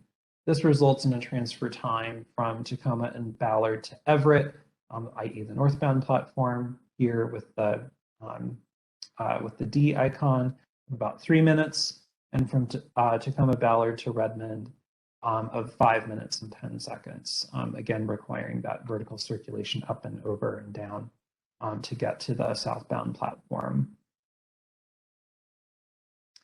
And finally, the deep 5th Avenue alternative, again, same configuration at grade of the station entrance, same location, but the difference really registers below grade. This is also elevator access only. and would require, whereas the shallow alternative, came up directly up to the upper concourse. It requires lateral movement over to circulate up, and then lateral movement again to get to the platforms. And the depth of the station is 180 feet. It's about 10 feet shallower than the 4th Avenue deep alternative. And this just points out again the elevator-only access. And the transfer pathway here clarifies that sort of series of movements. So you would go from the center platform, circulate up to a lower concourse, traverse to the entrance sort of shaft volume here with an elevator trip up to the upper concourse, movement back underneath 5th Avenue to the existing IDS station. So that trip, that sort of pattern of movement from Tacoma Ballard to Redmond, so on icon E here, would be, would be 5 minutes, 20 seconds. I'm sorry, I'm just realizing all these mistakes I made in this slide. From Tacoma Ballard to Redmond would be 5 minutes, 20 seconds. From Tacoma Ballard to Everett would be 3 minutes, 40 seconds. I apologize for this. We'll update this and send it back out to you all. So again, from Tacoma Ballard to Redmond, 5 minutes, 20 seconds. From Tacoma Ballard to Everett Mariner, 3 minutes, 40 seconds. The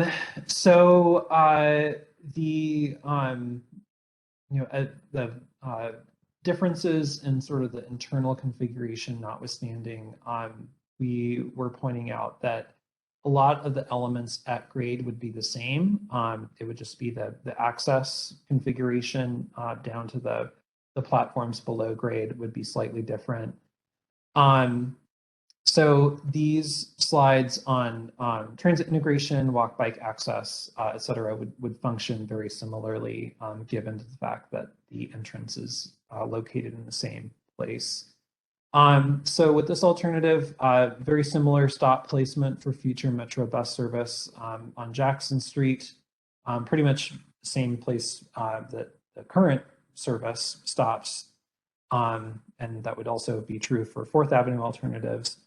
For buses operating on the 4th Avenue corridor, the southbound bus stops are proposed to be a little bit farther south, so closer to the Weller Street crossing to provide direct access from that current crossing of 4th Avenue South. And the northbound would be roughly where the current bus stops are next to Union Station. It would be also very close to the streetcar stop on Jackson Street between 5th and 6th Avenues. And the paratransit stop would be located on King Street, just east of 5th Avenue.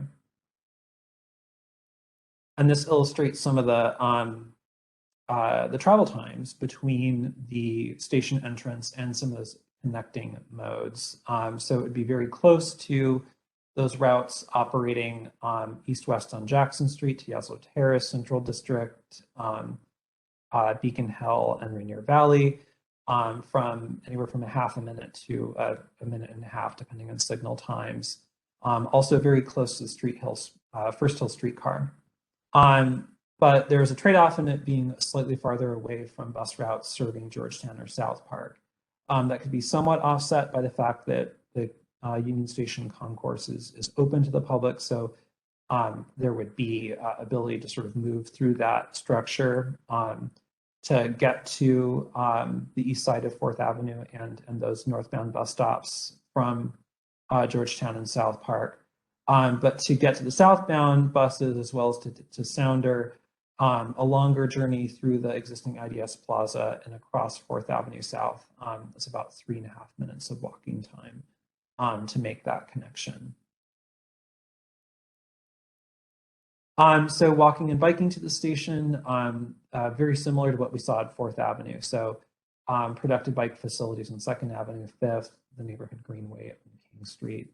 Also bicycle parking proposed right next to the station entrance that could be co-located in a potential transit-oriented development adjacent to the station entrance. And of course, improvements to the plaza and the sidewalk, since the plaza would be handling heavier sort of transit functions or transfer functions between lines. And just as we saw with 4th Avenue, thinking about the neighborhood connections here, this station would really be oriented a bit more towards that main Jackson Street spine connecting the CID neighborhood to neighborhoods to Pioneer Square. It's about 8 minutes to Occidental Square, 12.5 minutes to Little Saigon, a little bit faster, just owing to that slightly closer proximity.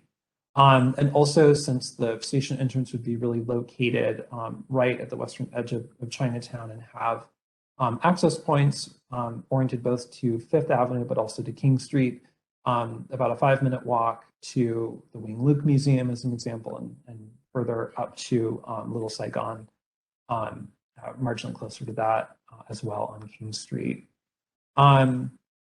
The Weller Street, it's a slightly longer journey to Lumen Field compared to the 4th Avenue alternatives using that Weller Street pathway. And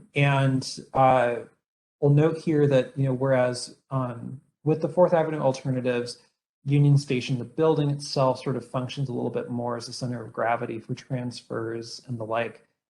With this alternative, the IDS Plaza to the east of Union Station really starts to function more as that focal point or center of gravity. So that would really be activated by transfers. There would still be an opportunity for adaptive reuse of Union Station. It's just with this alternative, with the DEIS designs, it doesn't have that sort of direct transit use. And that point's repeated here on this slide, as well as pointing out some of the other opportunities for enjoying places around the station. Some earlier commentary we heard about the alley network and how important it is in the CID. And there's some interesting opportunities to think about that as part of not only a station access strategy, but also a TOD strategy related to this alternative. This slide shows in the crosshatch pattern what those potential TOD, equitable TOD opportunities might be based on the project's footprint.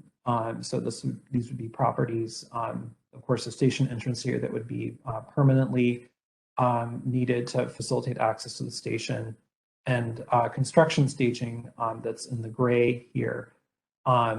That would also be opportunities for TOD after construction of the station.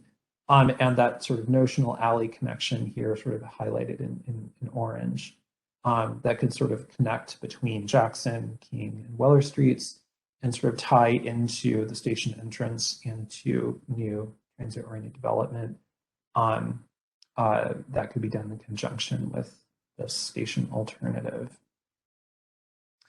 And finally, I wanted to take a step back and bring back in some of the points that Magda was speaking to earlier about Jackson Hub. We've invested a lot of time collectively between agency partners and community organizations in thinking about this station specifically for how it relates to this Jackson Hub opportunity. And the following slides sort of illustrate how the alternatives could sort of speak to or plug into that potential hub network or that hub concept, and also contain some ideas, seeds of ideas for refinements to some of these alternatives. So I'll just clarify that this isn't. Magda's earlier slide had a lot of community themes that have been distilled from all the planning work that's happened in CID and Pioneer Square over the years. So this is really sort of trying to pull out some of the main principles that really are directly affected by the station construction, station opportunity here. So I'll start sort of by neighborhood connections. the idea of really thinking about that walking experience across what we were talking about earlier as a seam between the communities, with, of course, Jackson Street being an important component of that. So thinking about how the sidewalk environment, the streetscape, becomes more accommodating and facilitating of movement through the neighborhoods, and essentially more space also potentially to gather and to access transit modes.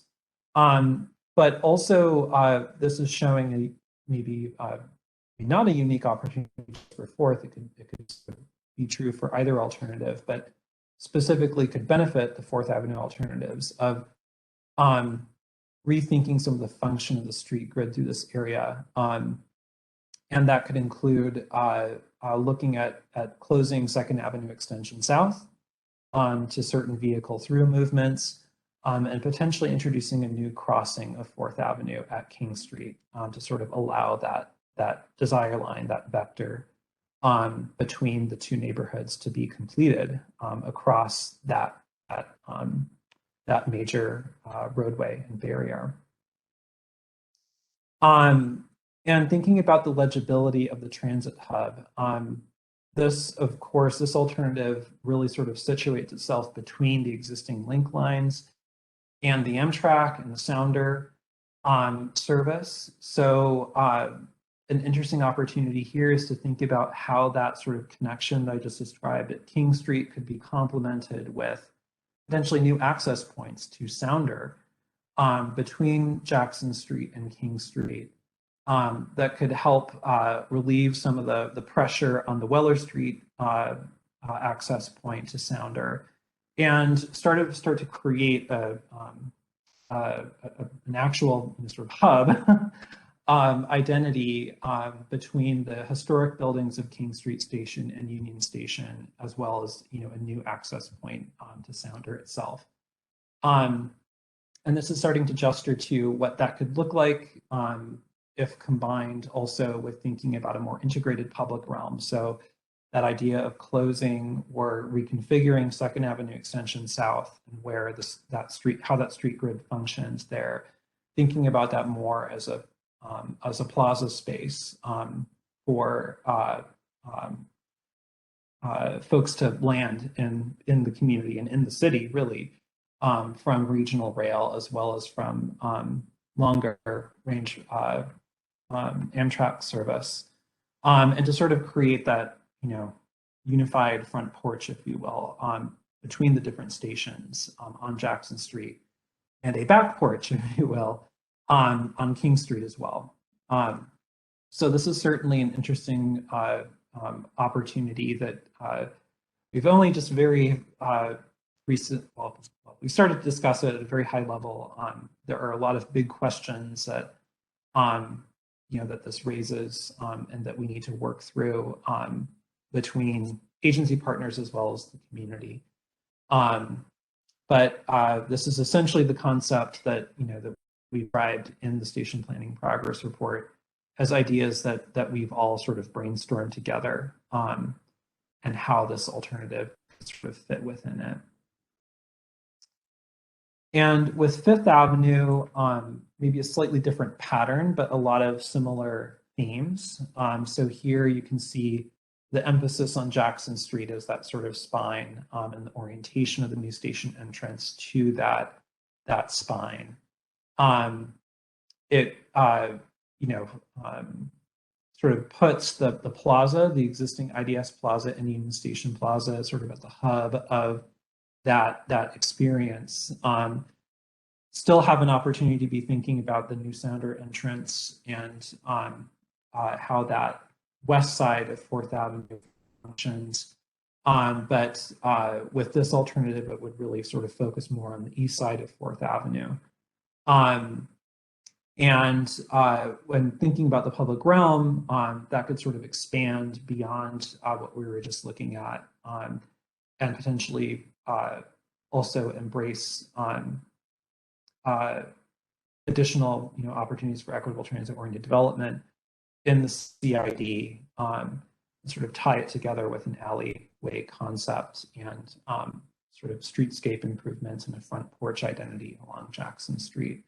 So this is really just sort of drawing on a lot of the work that the community has already done through the Jackson Hub effort, and that our partners and us continuing to think about and to develop.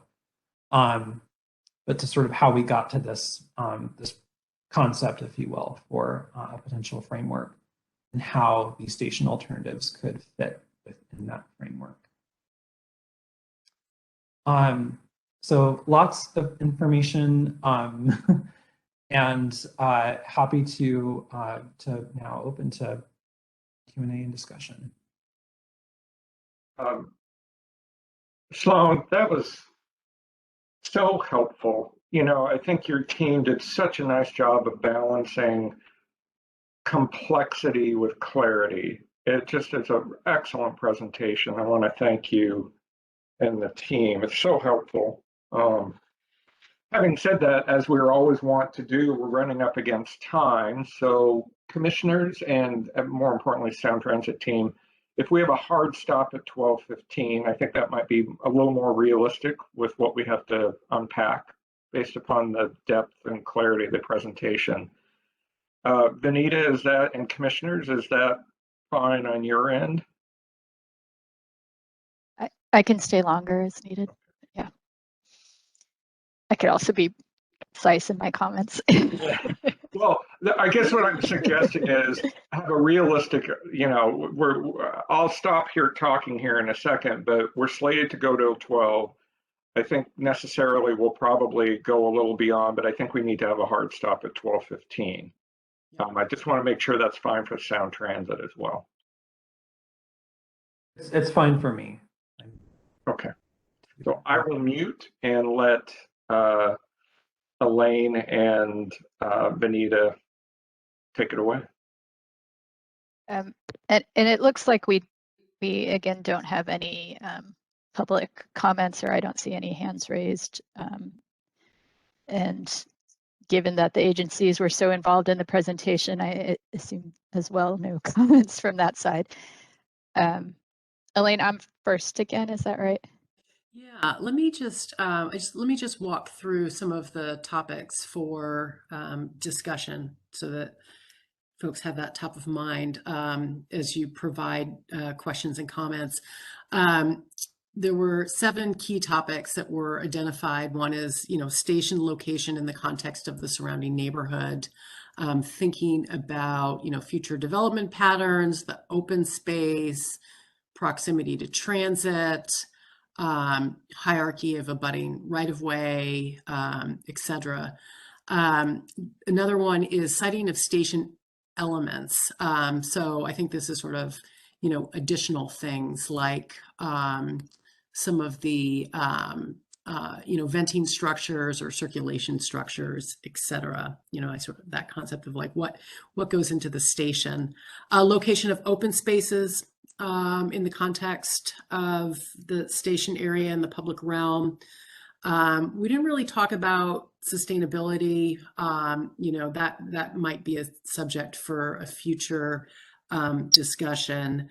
And then, you know, we did have some discussions about equity and outcomes, but if there's further discussion on how equity has shaped some of the thinking here, we can comment on that. And then, you know, visual context and station character. I mean, I think that we're kind of a ways away from, you know, what that character is, but I think that we could start to see how these different alternatives may have the ability to affect that. So, so there's a lot there, but, and we're really just getting started. So, Benita, I'll let you start with any questions and comments. Great, thanks, Elaine. Sloan, you were so thorough that, you know, each time I wrote a question, you eventually answered it. So I really do appreciate this presentation. There's a lot of information here, and it was all very helpful. I think back to the elevators, because I am trying to understand how what that experience would be like. I mean, is this a pack of multiple? You know, what are the number of people that are? To what detail do you have about like how is that working?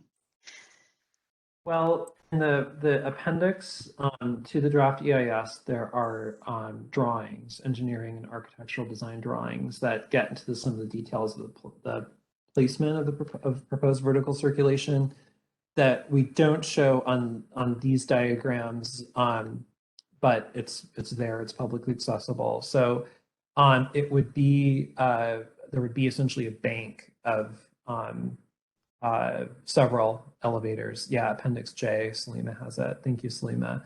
A bank of elevators, and maybe Salima, I can't recall off the top of my head. I think it's about 8 elevators. Okay. Yeah, it's about 8 elevators. 8 elevators for the deep alternatives, both on 4th and 5th. So, you know, you would essentially have like it's almost like a high-rise lobby. It's a good way to think about it. You walk in, there would be a bank of elevators to your right and left. In terms of the capacity, the people capacity of those individual elevators, I don't recall off the top of my head. So, and I think we were looking at about 10 10 per people elevator. per Yeah, elevator. so 10 per I mean, you elevator, could get yeah. 8 to 12 depending on, you know, what kind of elevator you have. I think we were estimating about 10. Yeah, I guess, you know, I'm trying to wrap my head around whether, you know, are those options not viable just, you know, because of that, you know, what that experience would be like. Would it almost be a barrier to transit where people would just not feel comfortable? Or is it, you know, these elevators are just so awesome and so modern that it's going to be like, you know, and they're redundant, that could be actually a quality experience. So you don't have to answer that, but that's something I think, I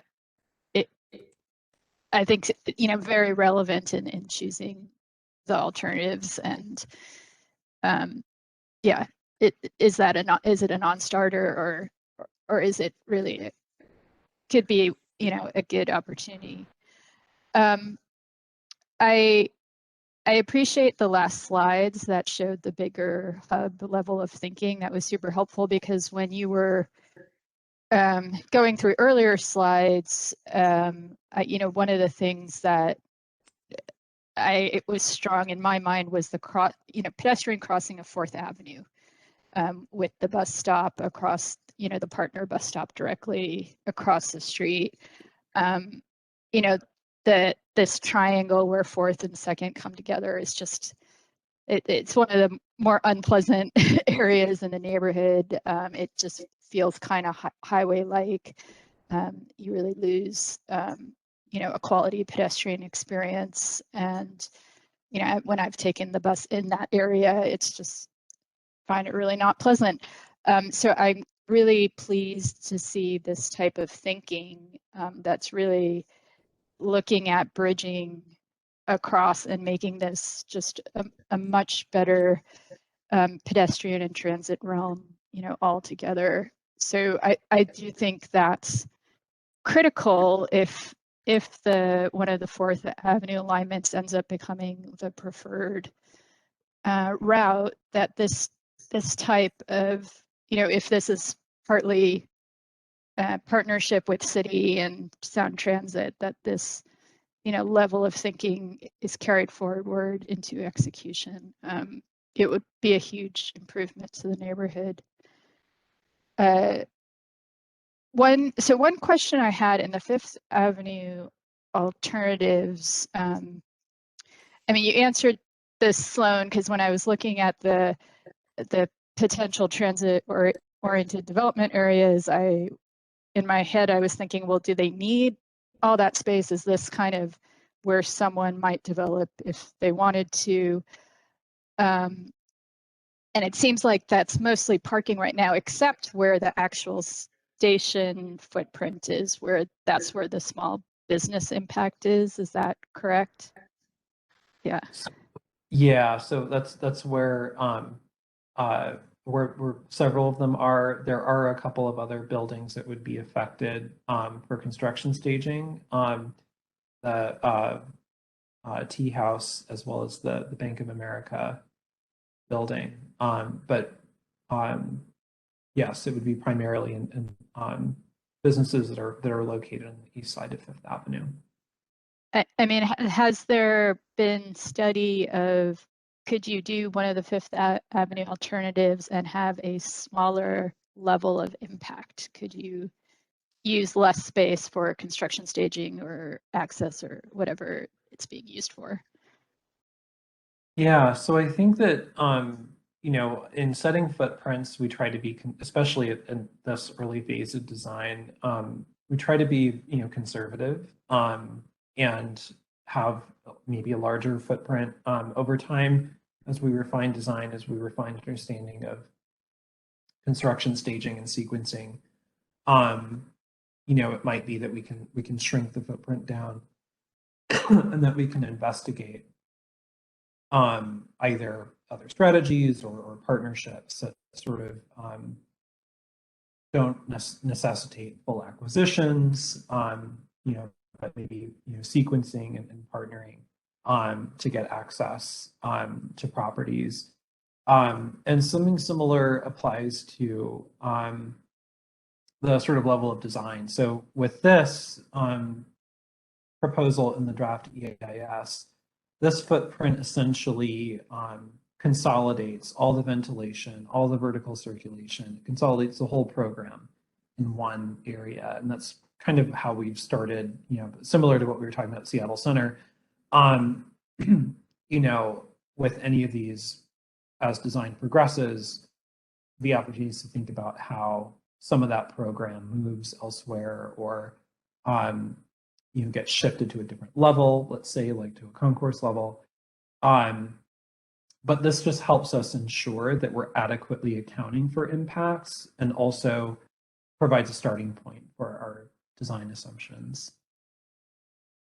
Okay, got it. That's very helpful. That answers my questions. Overall, I'm really pleased to just see the integration of the city planning and sound transit. And really, those last slides were great because it really showed the big picture possibilities, which are really exciting. In these alternatives in the first part of the presentation today, it was, that table that obviously kind of points you towards Fifth Avenue Diagonal because, that's how that table was developed. But then when you, look at these at the design level, at the detailed level, it's there's great, I think there's opportunities in both fourth and fifth. And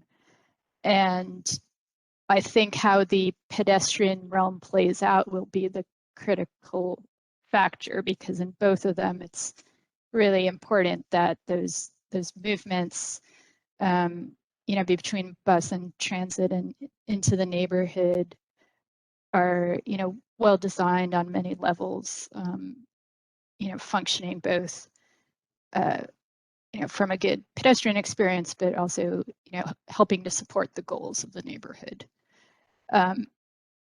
And so I see good possibilities in both of the locations. But I was very excited to see the potential of Fourth Avenue and that merging between King Street and Union Station as a better pedestrian one. So hopefully that's thinking moves forward regardless of where the station ends up. But yeah, I'll just end there and see who's next. Amalia is next. Thanks, Vanita. I just want to say I second Vanita's thanks about the comprehensive nature of these diagrams, and it answered a lot of the questions that I had in the first part. And I feel like I still need a little bit of time to digest them all. But I think that one of the things that would be helpful for me, thinking about, to some of Anita's points and the points earlier about the community interactions with these different stations alternatives and how their kind of hopes and dreams for the community better align. A couple things so I don't think I have any questions per se, so I'm just gonna dive right into some comments related to some of the categories that Elaine outlined. So a couple things. I think that, I'm assuming that these pedestrian movements and times and transfer points and all of these things are assuming a pretty standard, pedestrian movement. And I think we probably want to expand those to a range to think more about being all inclusive and, the realities of some of this. And there's going to be kind of delays along the way, especially as you start to have surface transfers or queuing up for an elevator, for example, things like that.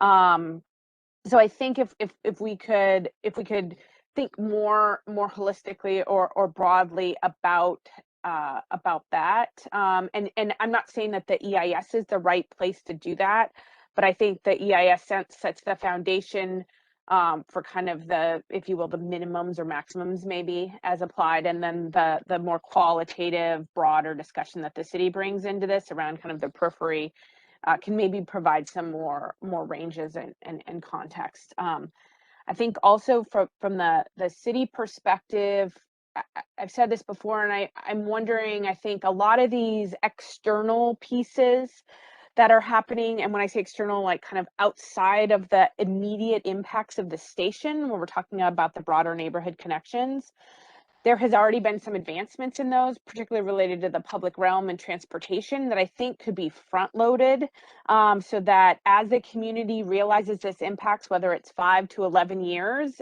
in whatever time this starts, they already are starting to see the benefit in the investment, and that can help carry them through. Because what I would hate to see is that if we are talking about these investments that they've asked for so long, that we wait until whatever day that is, like 2030 something, like that's too far. That's too far away. And so I think we have to be very careful, particularly in this area, that they don't have to wait that long for some of these things. And there's a lot of connections, a lot of improvements. We talk about bus rerouting. I'm just wondering if a lot of that stuff that would be an impact or a mitigation could act once an alternative is selected and that design happens of like the underground, could we start to implement some of those things before, whatever 15-year horizon happens. So just gonna put that in here for the purposes of the notes.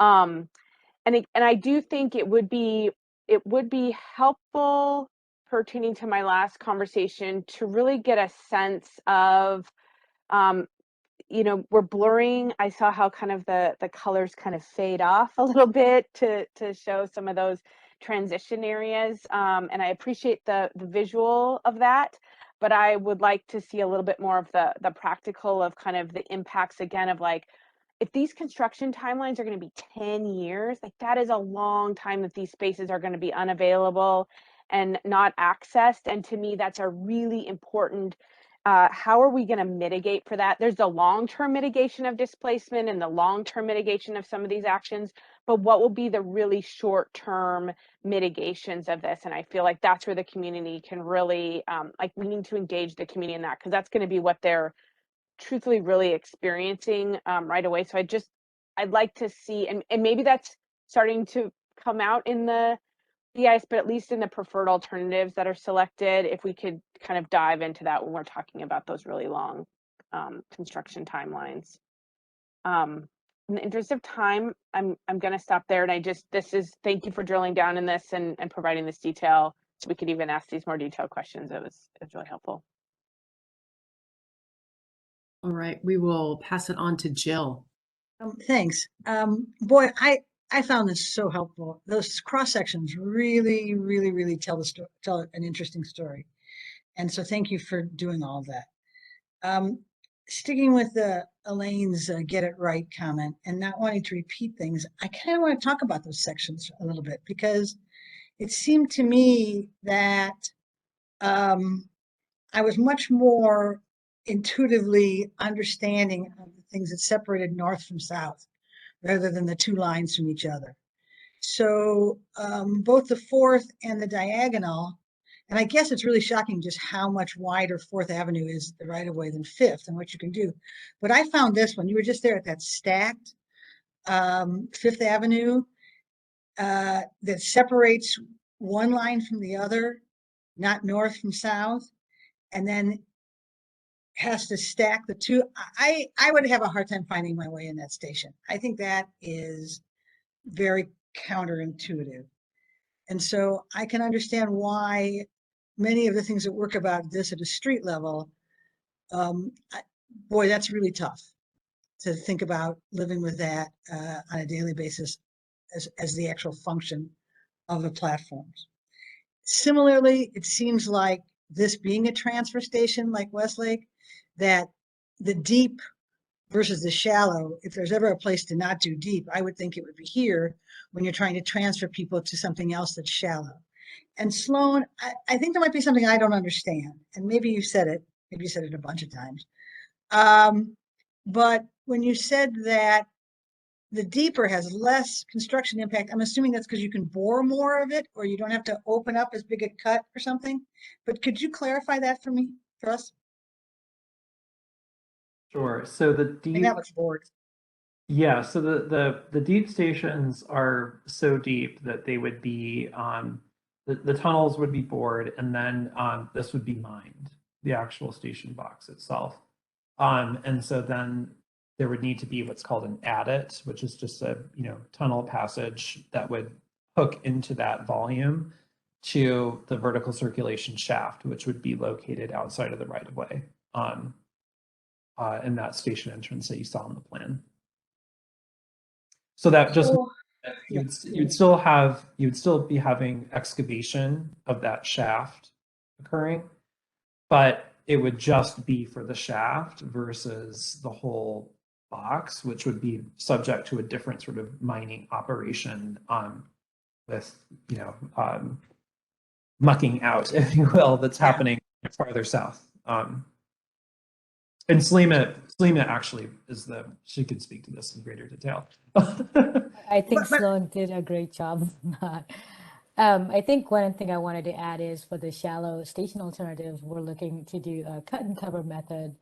And then, so that would open up the surface a lot more versus the mined options where you're underneath. Just wanted to add that. Sorry, I heard somebody talking while I did. I sort of assumed that from the way you were talking about it in terms of the different means and methods in terms of the impact. But so this is the balancing of the impact during construction versus the functionality of the station once it's done. Exactly. I also found myself, just like 2 weeks ago, drawn to the one that had more separation and had the horizontal connection between the two on 4th Avenue. I mean, I guess I'm just so used to that in other cities that kind of separation is almost more clear to me than the more challenging snaking ways when they're closer together. But I also understand that there's a lot to consider with the 4th Avenue, and that the impacts there seem hard to manage in surviving. Although I'm going to agree with Vanita that the 2nd Avenue extension can go away anytime. There's nothing about that you would be. The slide you had about improving connections before construction began is part of what I also think Amalia was talking about, is by giving people benefits on the way in. And so I think that the answer of how to make all this work is part of that. Into the ideas that Elaine put out there, I think we've talked about location. And I guess the last thing I just want to say is when you get to station character, again, finding a way to incorporate Union Station. I understand that for 5th and the diagonal, it's off, it's not dead center, it's off to the side. But in terms of the character of that space and that interior, we don't build big volumes of space like that anymore. And those are meant to be public spaces. So anything that you can, another gift to the community and to transit riders would be to open up the interior volume of Union Station. And I'm glad that you're looking at that. And I hope that as time goes on, you can be pushed even further to making some surgical alterations in there that would make it really a part of what's going on. So I think I'm handing it off to Elizabeth.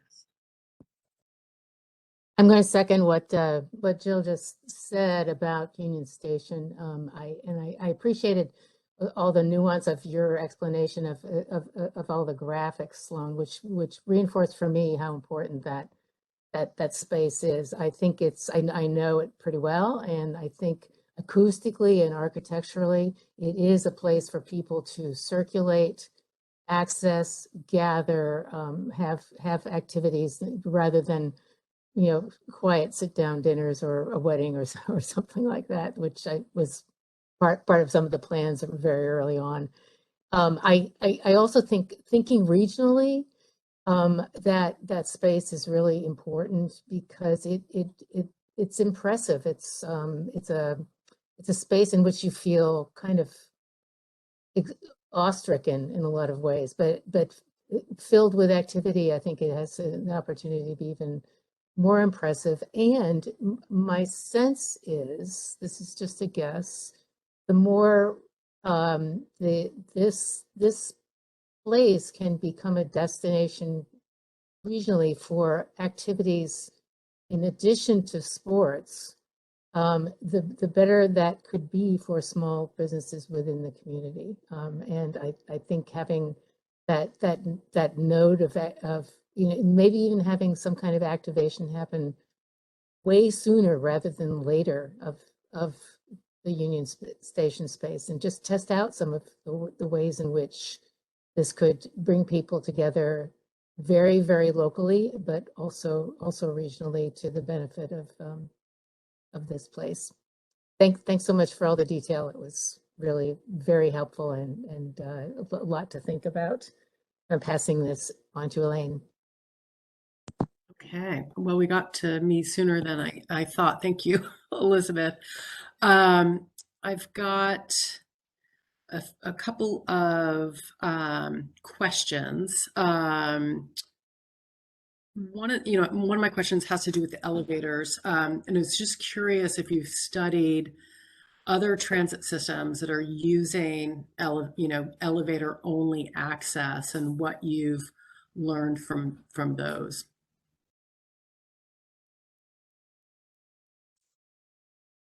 It's a good question, and I'll ask Salima maybe to share a little bit more about sort of how we sort of sized, the number of elevators to essentially match the ridership. But we have one station in our system that's elevator only, and that's Beacon Hill, and so that's I think a good. It's maybe not at the scale that these would be, because I think there are only 4 elevators at Beacon Hill.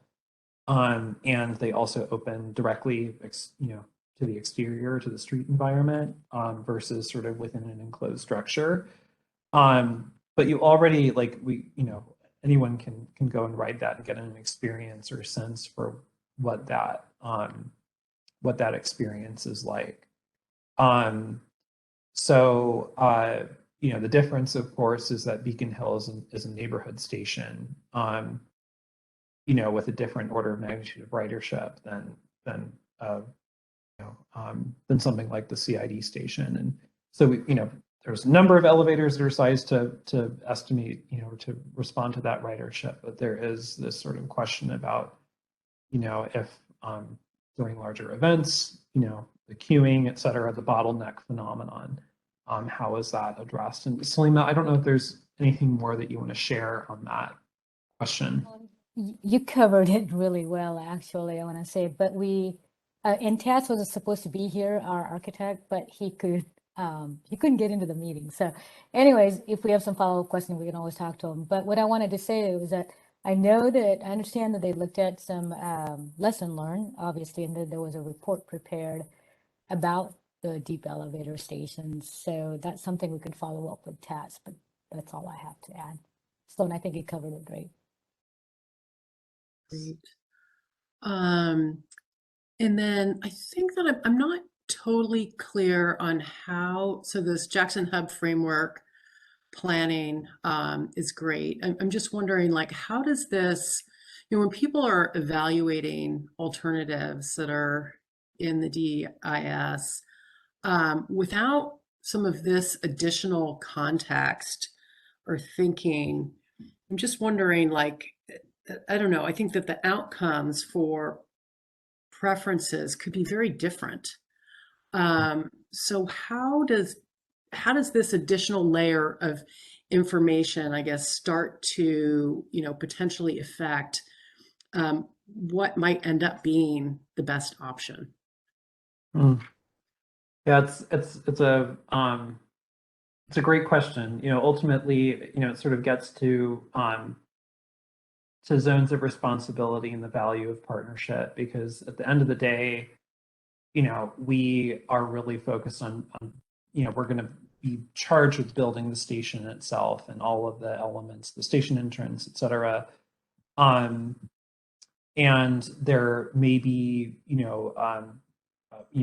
other, whether it's through mitigation, whether it's through, elements of our project construction that can support some of these things that are referenced in these diagrams. But what we've really been trying to do is to, in the hub partnering and sort of working sessions and environment, is to really understand what are those desire lines, what are those, major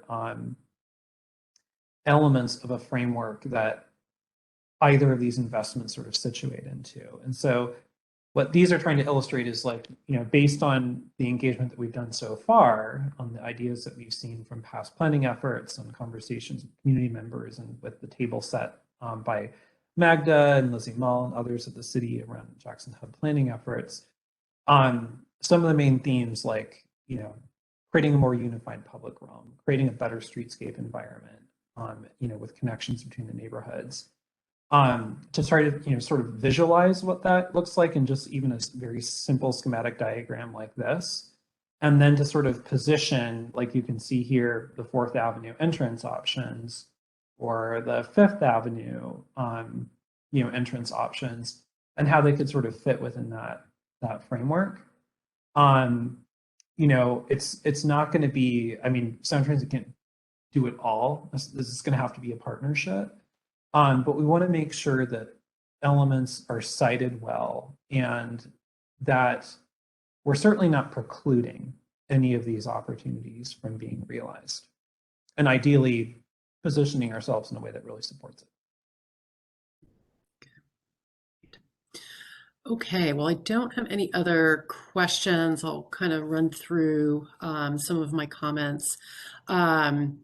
Jill brought up, or she asked a question about, I think, lessons learned of the existing station in the neighborhood. And I would encourage the groups that are doing some of the community output, community information gathering in the future, to potentially use that to start a conversation about, like, what were some of the pros or cons of that development in the neighborhood. Because I think that when you look at some of the alternatives from 4th to 5th Avenue, I think that there's clearly some benefits and drawbacks to both of them, but really I think maybe, that early station could maybe kind of speak to, on a small scale, to maybe what some of those benefits and impacts could be moving forward for a much larger infrastructure development.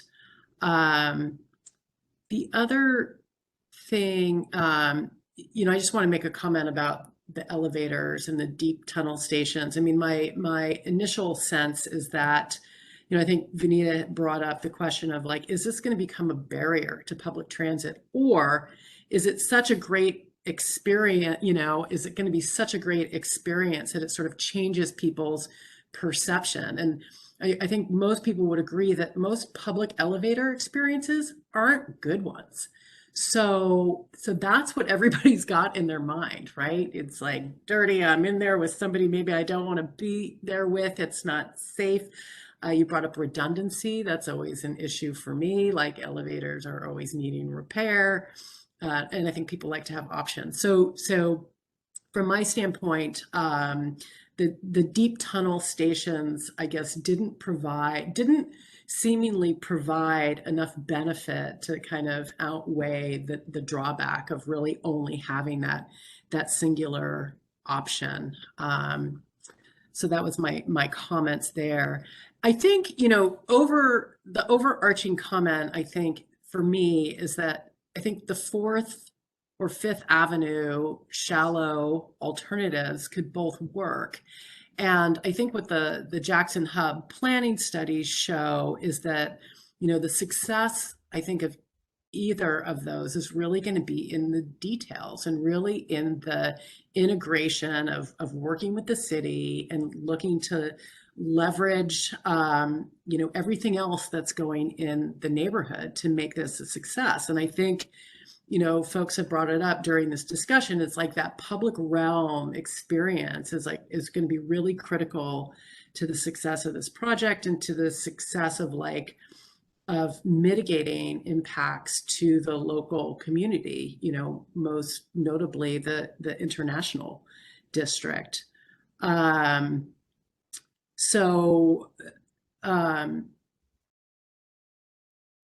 Yeah, I think, you know, the other thing I guess I'll go into a little bit more is, you know, that Fourth Avenue station. You know, when you initially look at that preferred alternative, it seems like you know, you've got this very bifurcated access across Fourth Avenue, and that there's not this like great public realm space for public transit. But when you put your Jackson Hub overlay in there, you know, you start to see something very different, and you start to think about, well, that Fourth Avenue station really minimizes the impacts to the International District, which are huge. I mean, it's a historic district. You know, the Fifth Avenue stations are butting right up against, you know, designated historic buildings. There's probably going to be some scale issues, things like that. And so I think that there's benefits really to that Fourth Avenue station in that it would have the least impact to the existing fabric of that neighborhood. But on the other side of it, it's like if the Fifth Avenue alternative is done really well, it could have great impacts to the neighborhood and really become this jumping off point to what's an incredible and unique neighborhood. So I think it's just going to continue to need you know, more input from the community and more planning in this very collaborative effort, I think, that has started. Let's see. I think those are the majority of my comments today. I mean, we're at 12:13. I've taken some good notes. I don't know if we, I mean, I think to me, the overarching things that I've heard today is just that, you know, that public realm, the utilization of Union Station really being sort of this critical linchpin to this. Those were, you know, and looking to minimize impacts. I also heard a lot of questions about businesses and displacement and wanting to understand more about that. Well, I think, again, there's a reason why all of us keep praising the quality of the presentation and the fact that there are little or no questions. I think for this station, the obligations and the opportunities, I think, have also been laid out quite well. And I think it becomes then a larger question between the city, the neighborhood, and Sound Transit about what the role of Union Station will be in expanding this location as a hub that has to balance obligations for regional transit while embedding this in a neighborhood that has fragile, you know, issues with its identity just now as a result of this being a transportation hub and what that will mean for the community as it expands. So in my opinion, I think just to wrap up, I think that the quality of the presentation, I think, is very helpful for what the commission ultimately needs to ask itself about what kind of communication that they want to provide to Sound Transit as a result of these and ongoing meetings. And you know, I don't have an answer to that yet. And I think that after this meeting, the commission will probably need to figure out, well, what are we learning from all of this? And what does that mean for how we communicate what we've learned to Sound Transit and what form that takes? That's a little more long-winded probably than what you were seeking, Elaine, but it's because of the complexity of the presentation that we've seen and the implications that it has on this neighborhood. And I'll leave that right at time with that. Great. We really appreciate all of the folks that participated in this discussion today, and thank you for all the diligence that was put into these materials to make it very clear for us. So thank you. Yes, thank you so much. It's been really great. Our pleasure. Thank you. Thanks for the opportunity to present to you and hear the discussion and your thinking on this. I mean, it's as has been stated, it's very complex. There really isn't a clear. It's one of the reasons why there is no preferred alternative for, you know, this station so far. I mean, you know, we'll see if there is one as we move from the draft EIS to final EIS, but there are just a lot of trade-offs, a lot of opportunities and a lot of trade-offs. But thank you very much for help. I think I've heard a few things that resonated from what we've talked about with the city and with our other partners and in the community. And I've heard some new things today. So thank you.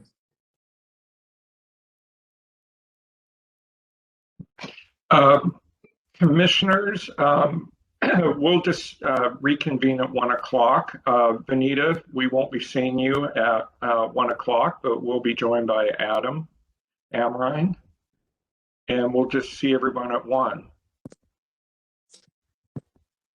Thanks, Michael. See you then. Thank you. Thanks.